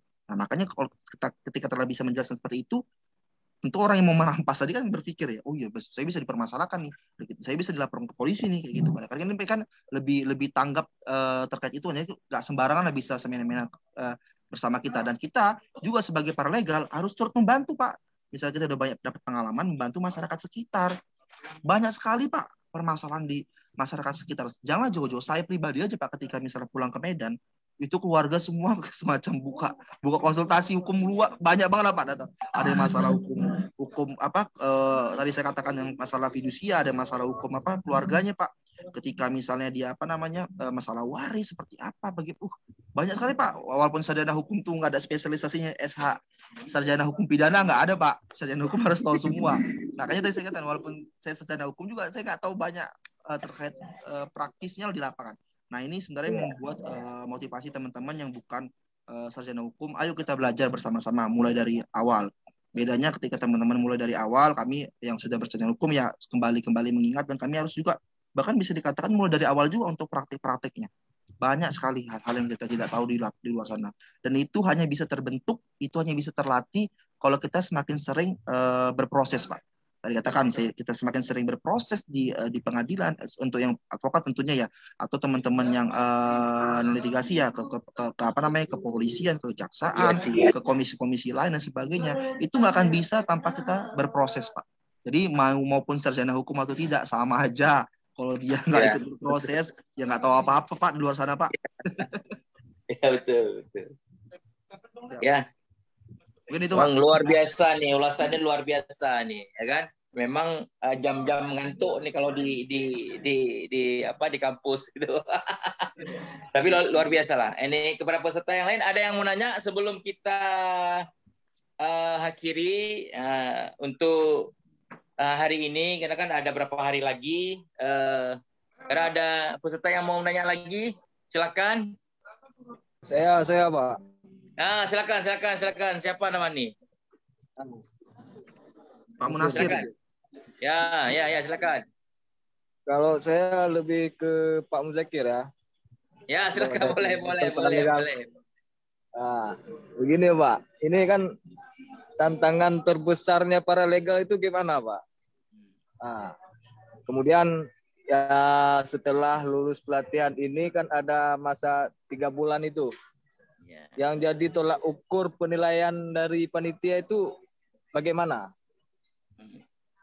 Ya, begitu aja. Terima kasih Pak Nasir. Ini mohon maaf nih Pak Habibie, sebenarnya begini, kalau bilang tolak ukur itu sudah ada persyaratannya. Nanti dari 3 bulan itu ada penilaian dari kami. Ya, penilaiannya kami nanti ya hal-hal yang seperti tadi, turun ke lapangan, kasus apa yang yang akan dibedah, ada kasus bawa ke kita diskusi kembali. Nah, penilaiannya tetap ada di kami. Nanti kita akan sampaikan ke kita akan kirim nama nanti ke sana. Dan yang lainnya ini, kalau tadi apa tadi yang ditanya? Lupa saya. Sorry, apa tadi? Tantangan ya. Sebenarnya tantangan tantangan ya. Itulah yang perlu kita berproses tadi, seperti tadi dibilang Pak Habibie. Kita berproses, nggak ada tantangan namanya tuh, nggak ada. Kita di pengacara nggak ada, di paralegal pun nggak ada. Ya apa tantangan? Ayo kita berproses. Yang penting mau, ya kan? Kita didasarkan dengan tidak, tidak ada yang namanya uang, tapi kita mau untuk mendampingi, mengadvokasi hal-hal masyarakat. Itu yang penting, yang terpenting. Nah, penilaian tadi ya seperti itu tadi. Nanti di 3 bulan itu ada penilaian. Begitu Pak Nasir. Atau ada tambahan dari Pak Habibie?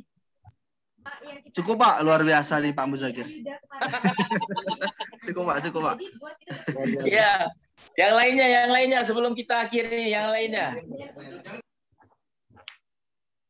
Yang lainnya masih ada?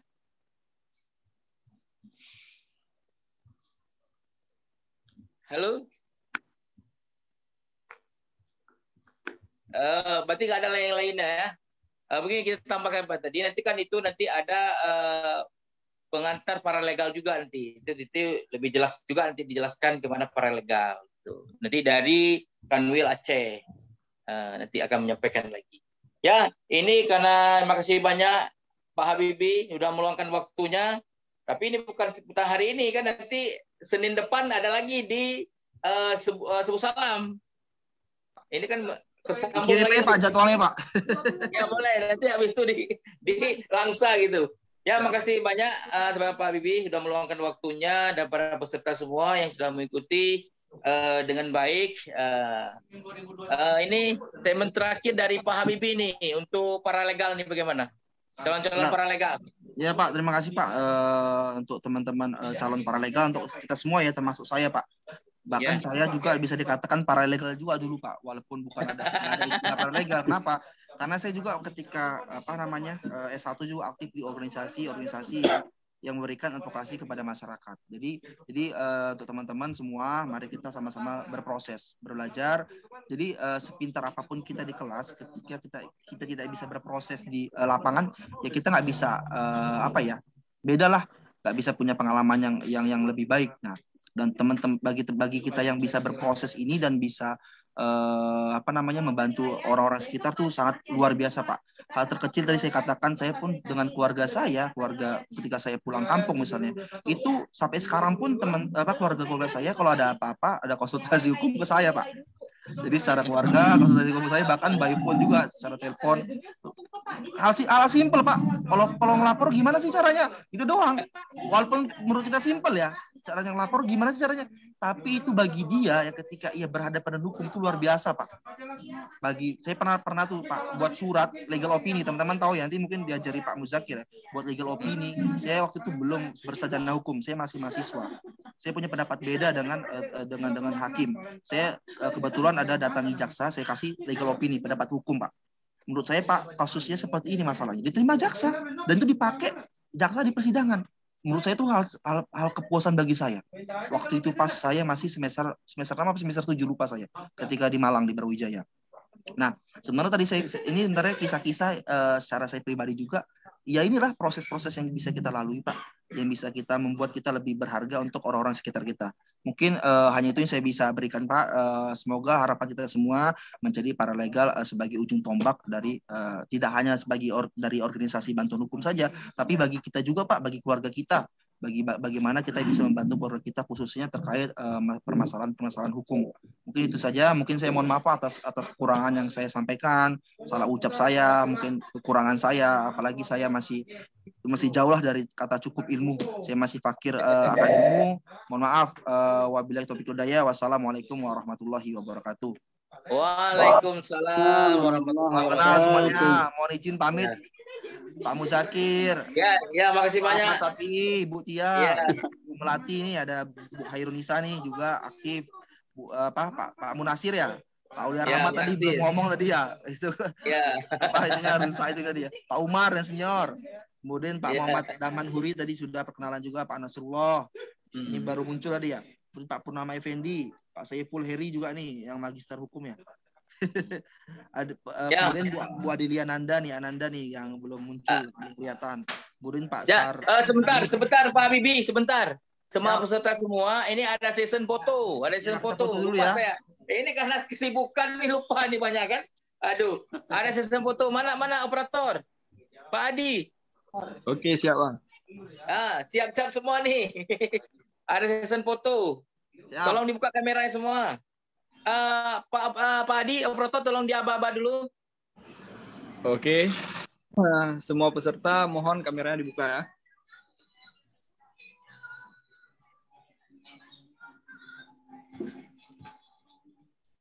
1, 2, 3. Oke, terima kasih. Makasih banyak. Terima kasih semuanya. Terima kasih. Ya, makasih semuanya. Makasih Pak. Izin pamit ya. Iya. Ya, izin pamit ya Pak, izin pamit. Ya. Assalamualaikum warahmatullahi wabarakatuh. Waalaikumsalam warahmatullahi wabarakatuh. Ya, kepada peserta nanti, ini kan besok kita pagi kan jadwalnya. Bu Lia. Halo Bu Lia. Halo Bu Lia. Oh, nggak ada ya.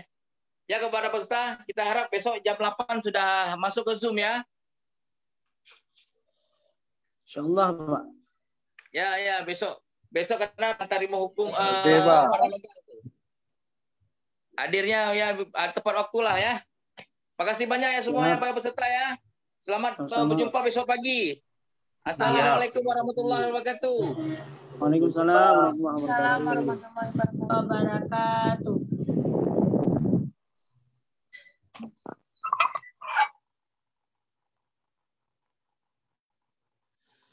Bahak.